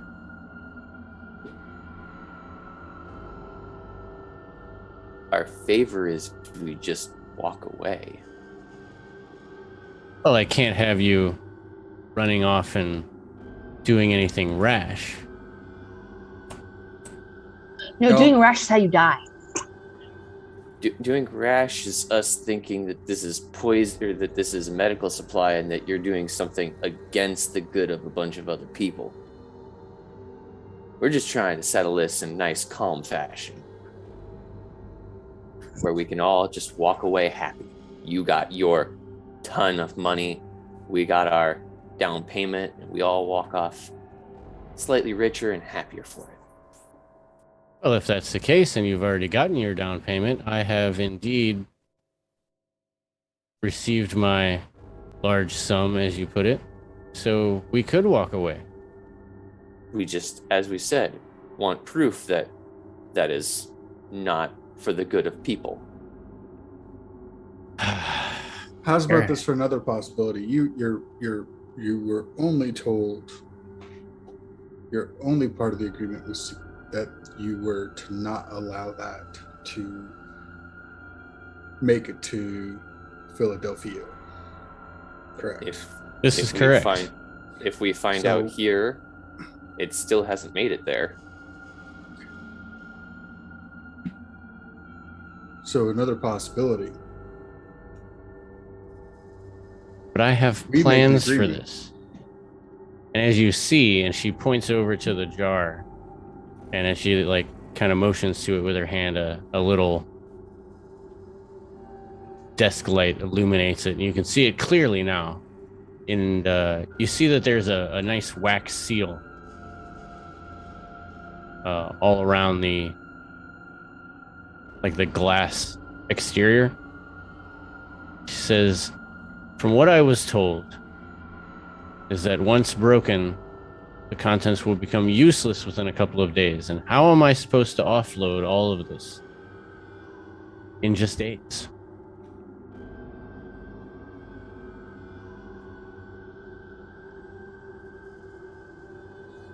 Where are you planning on offloading this?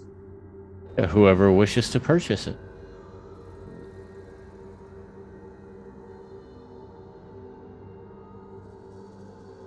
So I believe that you're at a bit of a conundrum yourself, because someone is telling the truth and someone is lying. For all you know, that this is not poison and it is actual medical supplies.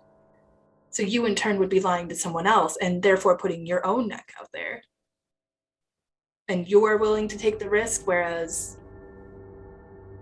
for what reason?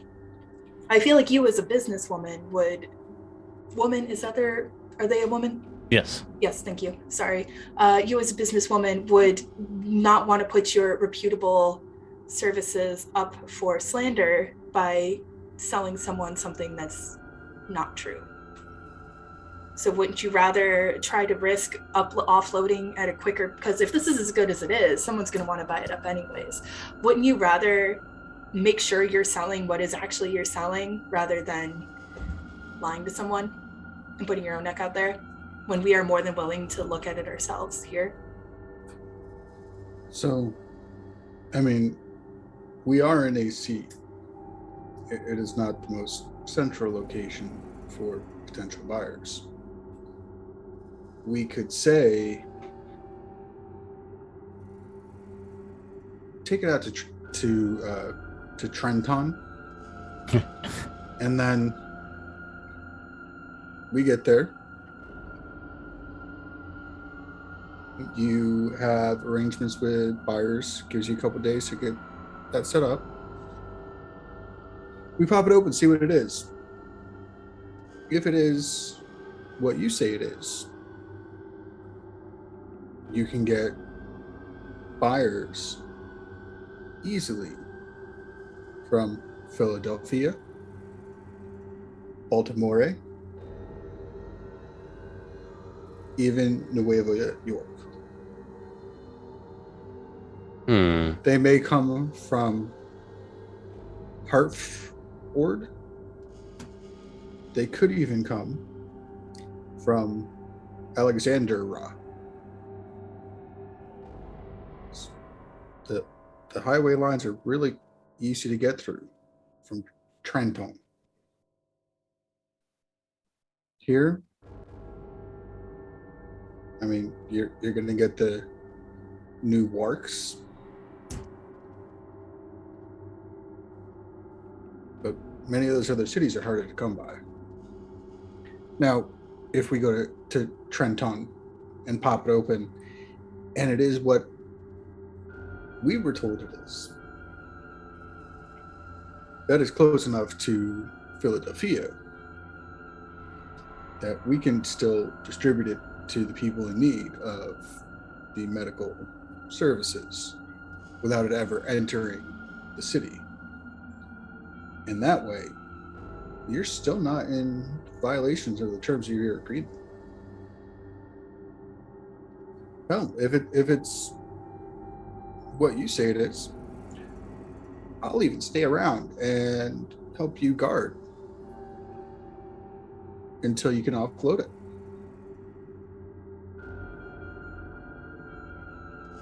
And then I'll go beat somebody's ass for lying to me.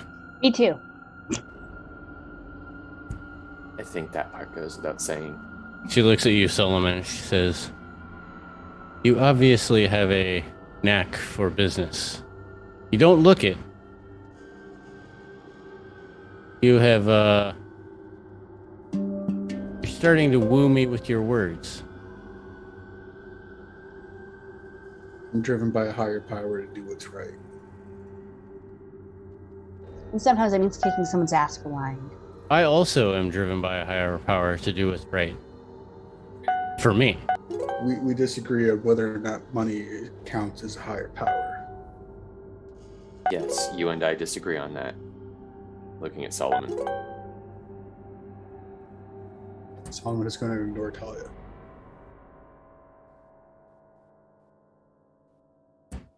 Solomon, I would like you to roll leadership and presence or leadership and resolve.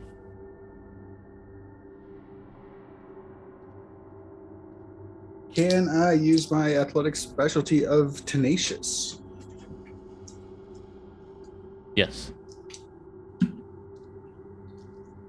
I'm going to check my edges. I think I have something that might help me this.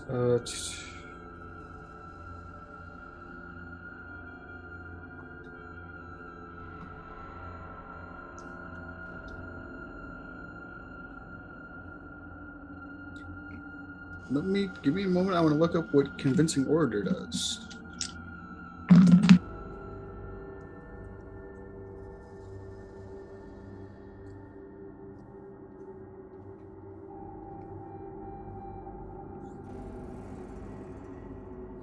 Convincing order. Whenever your character is addressing a crowd or a group of larger than 3 people, a group of people larger than 3, would I be addressing my fellow retirees to get In this case, even though there are other people in the room, you're really only talking to her. Everybody it's worth a else is try. just a lackey. I had to give it a shot. And we have some momentum, I'm guessing, because there's 3. Starting momentum would be 1 Starting for momentum each. would be 3. Yeah. Okay. Does anybody have any qualms with me using momentum on this? Do it. Do it. Have at the villain. 1 success. So she's kind of on board. But she needs... She's like, I like what you're saying about going to a different area, a place of more demand.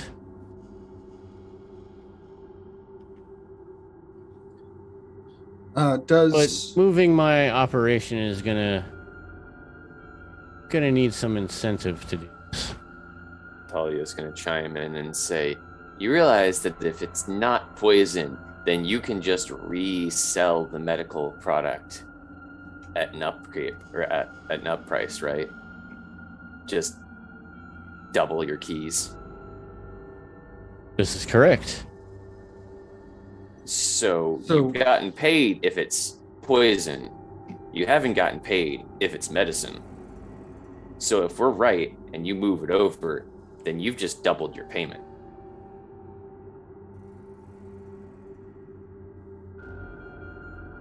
But I have gotten paid. You've gotten paid once. But if we're right, you can get paid twice for the same job. And if we're wrong, she gets paid twice. If we're right, she probably can't sell medical supplies for the same price that she can sell poison, because many who have survived are less than virtuous, and weapons are more in demand than products that help people. See, this guy gets it. That just means that you just need to find the right sick people. If it's you're now giving away what would be ours, what we would want it for, Talia. That's what we want the product for. It does us no good if she sells it, if it's medical It's still supplies. getting used by somebody at least. And we got paid. So, how many hands did my associate run on your table? I believe she played 6 or 7 hands. How long did it take to be spotted? As I said, she's a very accomplished with her hands. So it did take me a while. You like money. You can make more money if there aren't cheaters in your establishment. Yes? Well, of course. Well, Talia can teach your dealers how to better spot.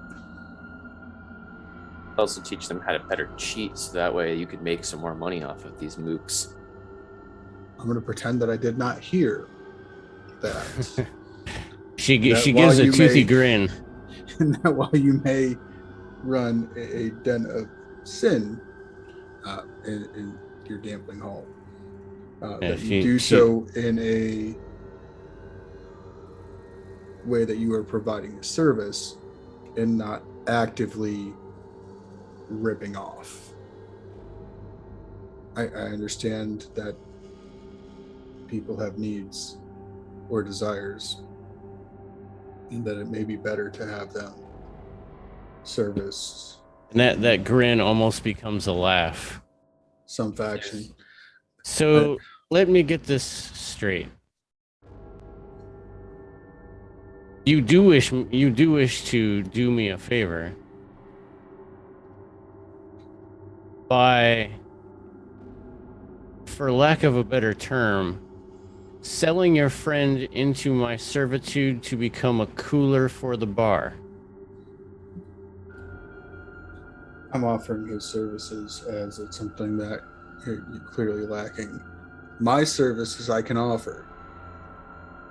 You seem to have qualified staff that can also fill the needs, fill in those roles that I can fill. Sir, you are just full of surprises. I'm full of something.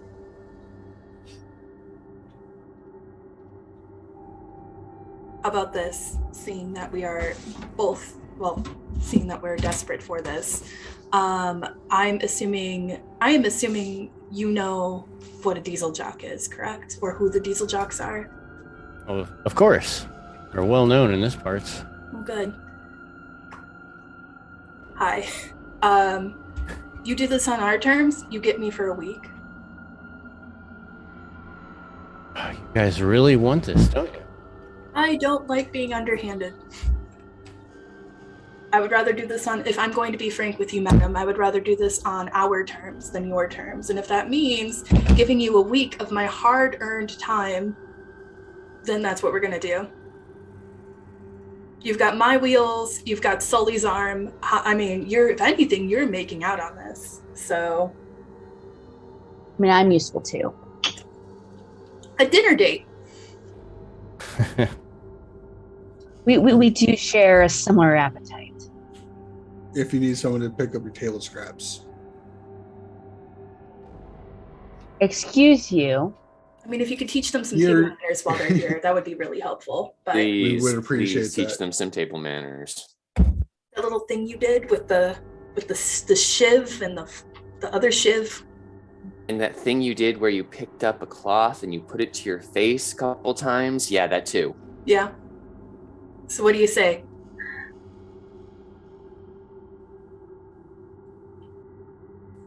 Okay. Now, I'll tell you what. A little shake on it. She picks up the hand that was sitting on the plate. I'm gonna let Points it out at you. Kind of like shakes it around to you, Rocket. Oh. Kind of like flops around a little bit. Can I offer my pinky?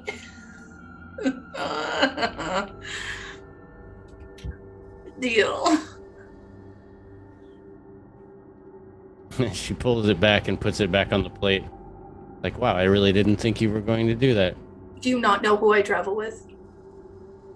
I mean, you don't, if we're going to be completely honest. But I've probably handled worse at this point. I get Okay. no respect. You get all the respect. You also get all the highbrows. You also get all the body parts. So I will show you whether or not this case is what it is or is not, in return for all of those things that you have spoke of. Because I truly love services and favors. Honestly, more than money.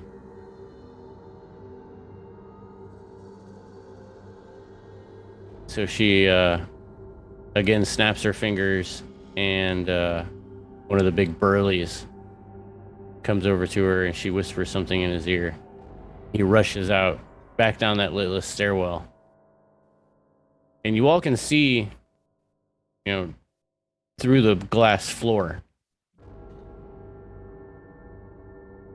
And you see as the big burly bouncer starts making his way through the main floor, you see another bouncer that, again, you didn't see before, kind of both converge on your man.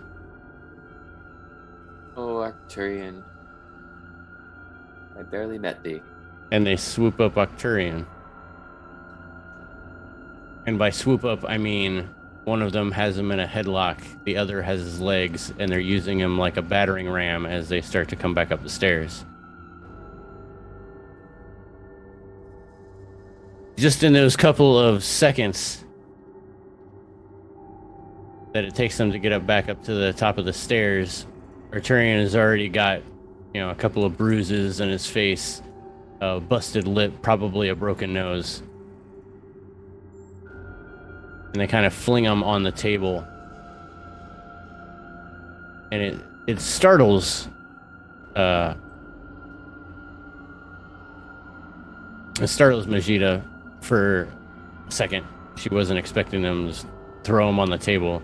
She moves her arm away from him as some blood starts to pool on the table. She runs her finger through it, tastes it. Says, yes, this will do. She nods at one of the bouncers. He goes over and grabs the jar, brings it over to the table. She pulls out a knife from underneath her little bandolier and cuts open the wax seal around the jar. Once that seal is broken, it kind of gives off a hiss of probably some type of gas on the inside, and she lifts the top of the jar. And peering in just a little bit, you all can see that there are 20 syringes, all in nice circular hanging formation.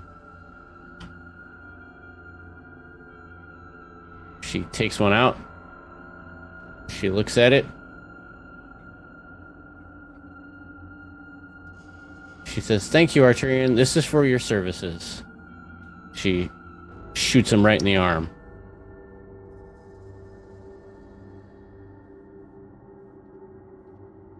She tells the bouncers to back off, and Arturian kind of slides off the table onto the floor. He's still alive, still breathing. You see his hand come up from the other side as he pulls himself up. He's just about to say something as blood just starts spewing from his mouth. You can see the veins that are going from his face down to his neck are just starting to bulge. He starts to foam at the mouth. It's like a nice frothy red paste oozing out of his mouth. And he falls limp on the ground. Well, goddamn, Sully, we've been had. As this is going on, you see Dahlia just slowly drifting to the door like, fuck that. Well, that's a lot worse than I thought it was going to be. Nevertheless, I believe that we have our verdict. Mm-hmm. Unfortunately. Yeah. And you were gonna do that to me. I wouldn't have let him sweet cheeks. And we were only get 300 keys. Maybe you should have asked for more.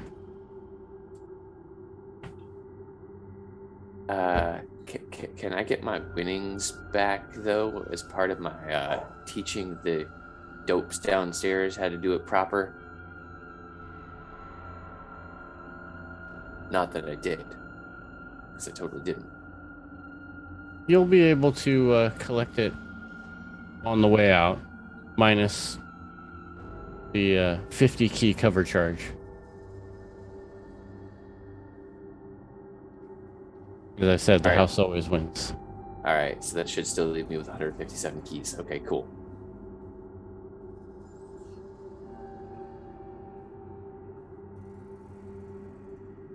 Just don't stab me with that. So, can I interest you in, does anyone want to buy any of this? I mean, I might as well start here. How much? What do you have to offer? 157 keys for one? We are not buying poison, especially poison that's got a low shelf date on it. Yeah, but we got a person who sent us after poison, and I got a problem with that.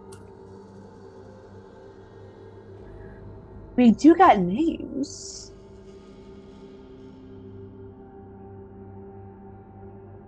Talia, give me persuasion and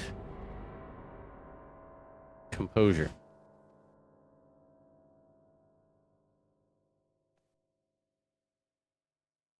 And the specialties give us what again? I forgot. Specialization. They give you extra on unrelated pools. Yes, on unrelated. Okay.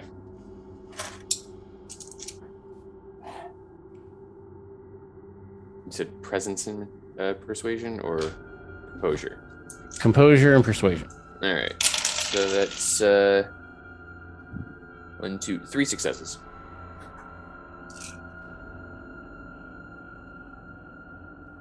All right, dear, you have a deal. I'll take the 150 for a syringe. Lovely. She pulls one out of the jar, places it down on the table in front of you. Another one of the hosts, this one in a different colored vest, comes around and waits for your money. Waits for your keys.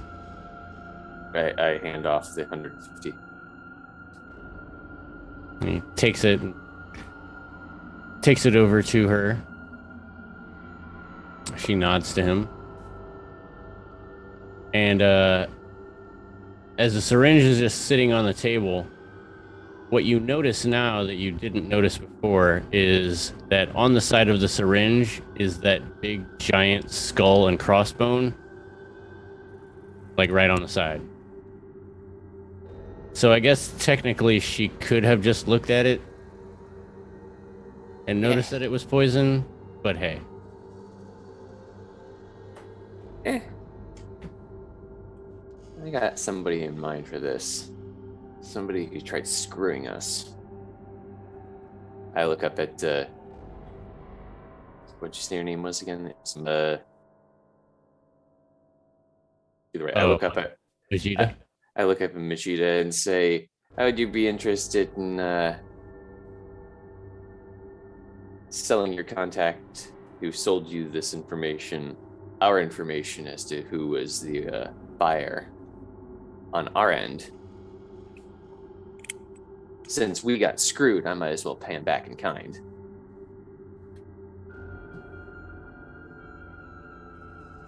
Well, I would imagine that it was... Wait, are you asking me if I want to pay you to know your employers? No, Are you if asking your me- employers want to pay us to know our employers. I would assume that they already know. Since they knew... Were we hired by a organization or a particular individual? You were hired by a particular individual of a powerful family.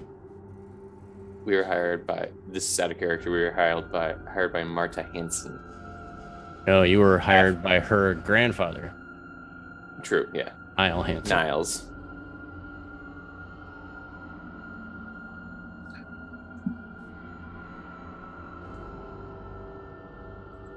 So, Did she- Marta, the person who was steering the boat and did not see the person fleeing the boat with our package.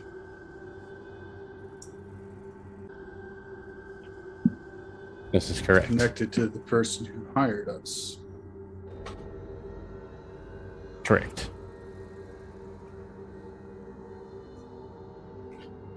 Marta is the granddaughter of the person who hired you.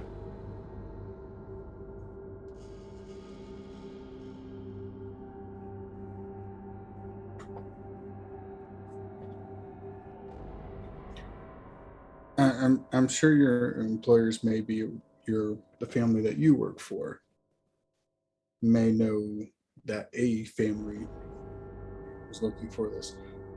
Quite possibly more than one. They may be interested in knowing who in that family, particular, was behind that. You may be interested in knowing of who in that family is in the AC,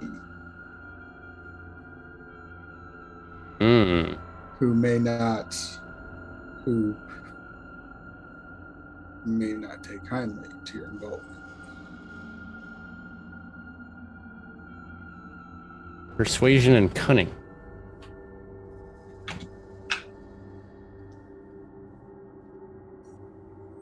I have cunning dice, I do. I'm sure of it.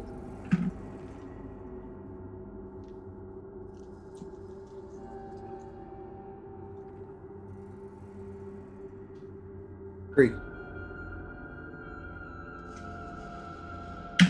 It's like, okay, I could always use extra information like this, and specific name would make me look good in the eyes of my employer. How much are you wanting for this information?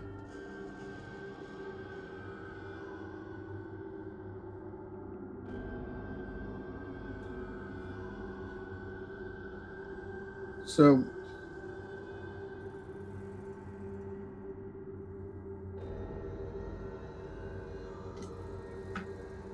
let's negotiate. I really don't have a use for your poison. I do have an ask, though, in repayment. That Okay. the people who you sell to are not people in peace. Are not people in where? That are not people who are at peace. The people who are in active conflict with other families. People who are in active conflicts with other families who want to purchase this are likely going to be using this against other families. People who are not in active conflicts are not going to use this on people who may deserve it.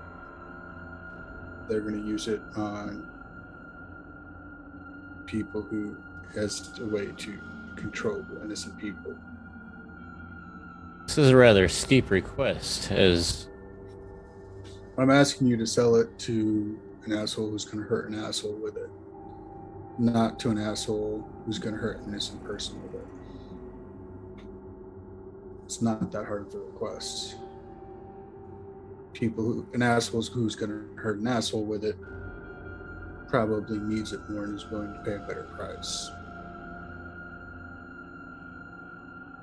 empathy and manipulation.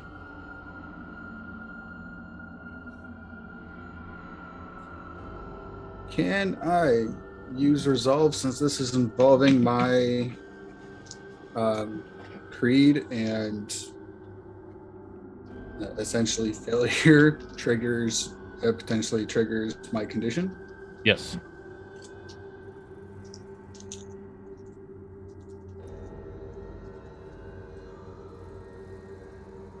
One success. That's all you needed on that one. So she will agree. However, she will reiterate that while she will do her best she cannot be held responsible for the actions of some of her less than reputable clients.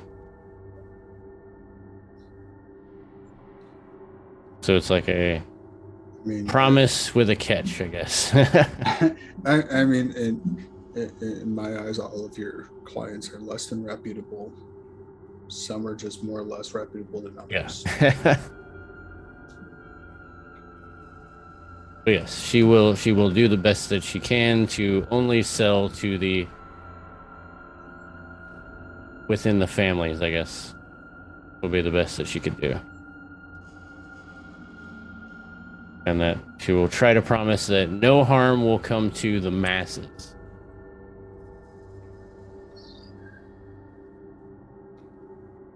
I guess it's the best I can get for what I want.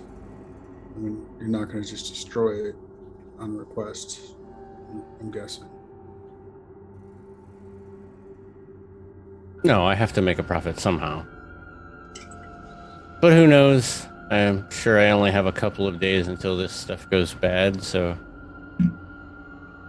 I'll have to get it off as quick as possible.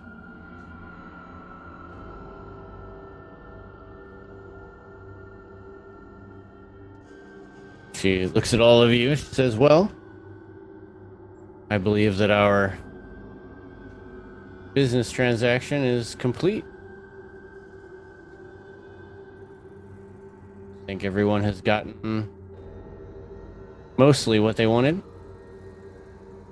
Well, I still need to go to Philadelphia and have a conversation with somebody and introduce them to my cudgel. I just look at Solomon and I'm like, you mean the same person that I'm having a little stab at? Things happen. They can have both. But I would say it was a pleasure doing business with you. I'll just say that I'm glad that our business is done here. And with that, Solomon is going to leave. She will wish you good fortune.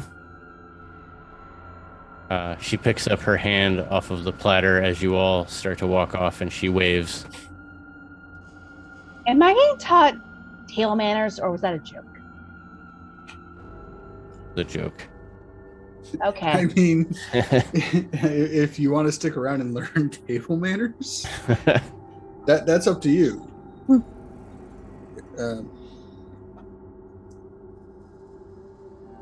put those lessons on hold. I'm gonna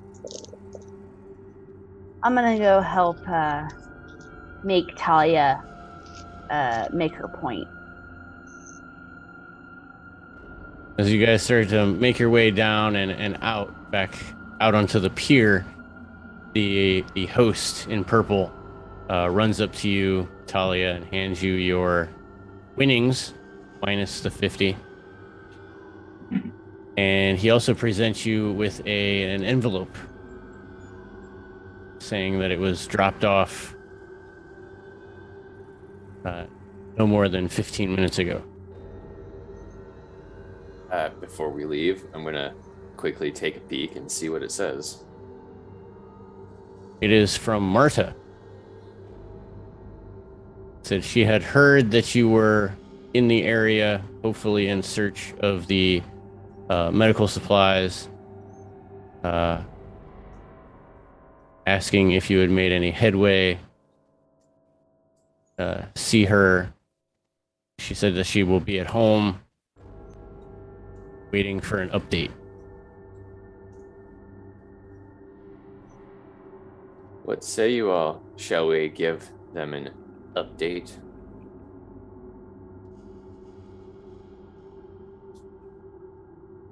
No. I'm gonna go out on a limb. We gave Marta's name as part of our agreement and gave up their identity. as a potential. And if the owner of the establishment wants, we'll let her deal with Marta. Maybe send a note that we've already moved on. We are on the tail of it, as the shipment has already left the AC. And I'll just take that note, put it into fire, burn it. Then I guess I'll have to use this elsewhere. I'll look at the syringe I have on my pack.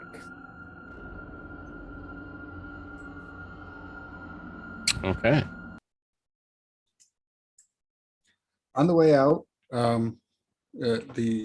he's going to stop by the bouncer and that he was trading scars with, and if she's ever interested in the opportunity to earn new scars for a higher purpose than protecting some asshole's money, that she's welcome within my order.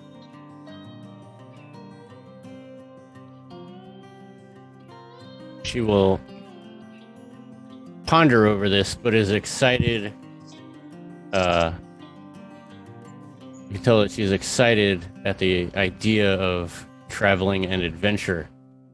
And you seem like a worthy companion to have those travels with. She could always use a couple extra scars. If you would like to kick ass for the Lord, we are actually on our way to do that. Have you ever been to Philadelphia? She has not. You are welcome to join us, sister.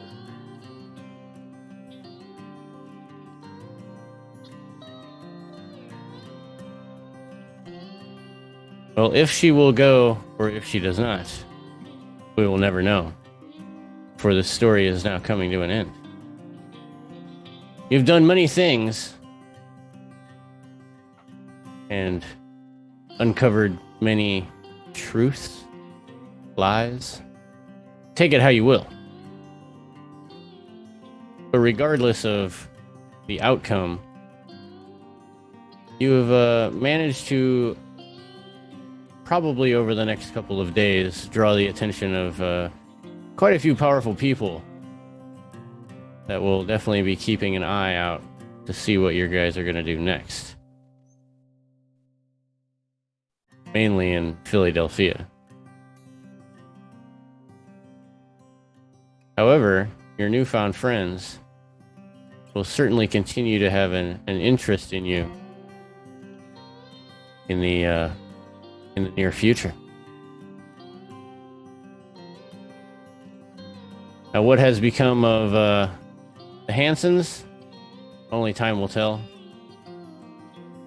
Marta will probably not have a very good life within the next week, considering that you oust her. Well,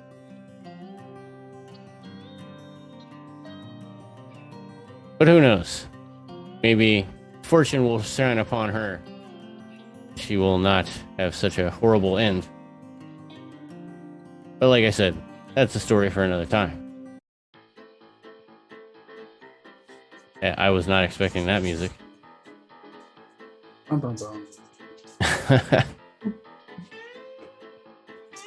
Yes. And Tony wishes that everyone please say a prayer for poor Octurian, who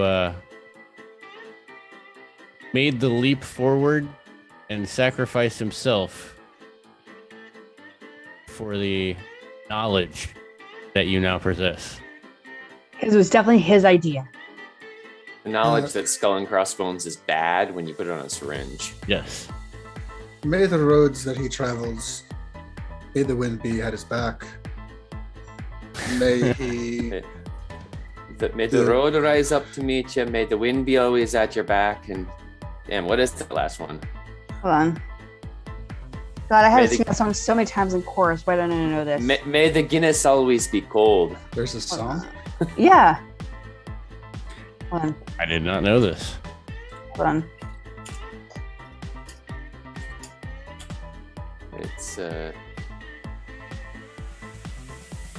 May the roads rise up to meet you. May the wind be always at your back. May the sun shine warm upon your face. The rain fall soft upon your fields until we meet again.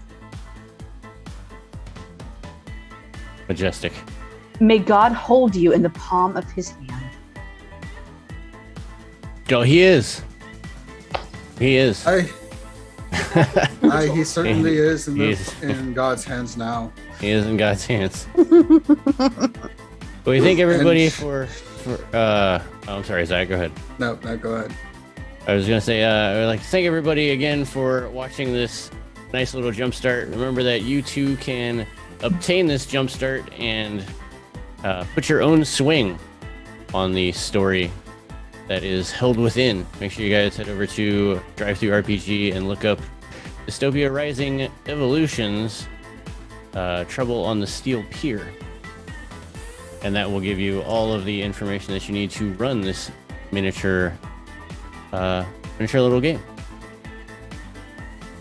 However, if you guys want to see more Vorpal Tales stuff, make sure you guys swing over to our Twitch channel, twitch.tv/Vorpal Tales, to see many terrifying tales such as Mutant Year Zero, Cult, Divinity Lost, and Octung Cthulhu that'll be coming up in September.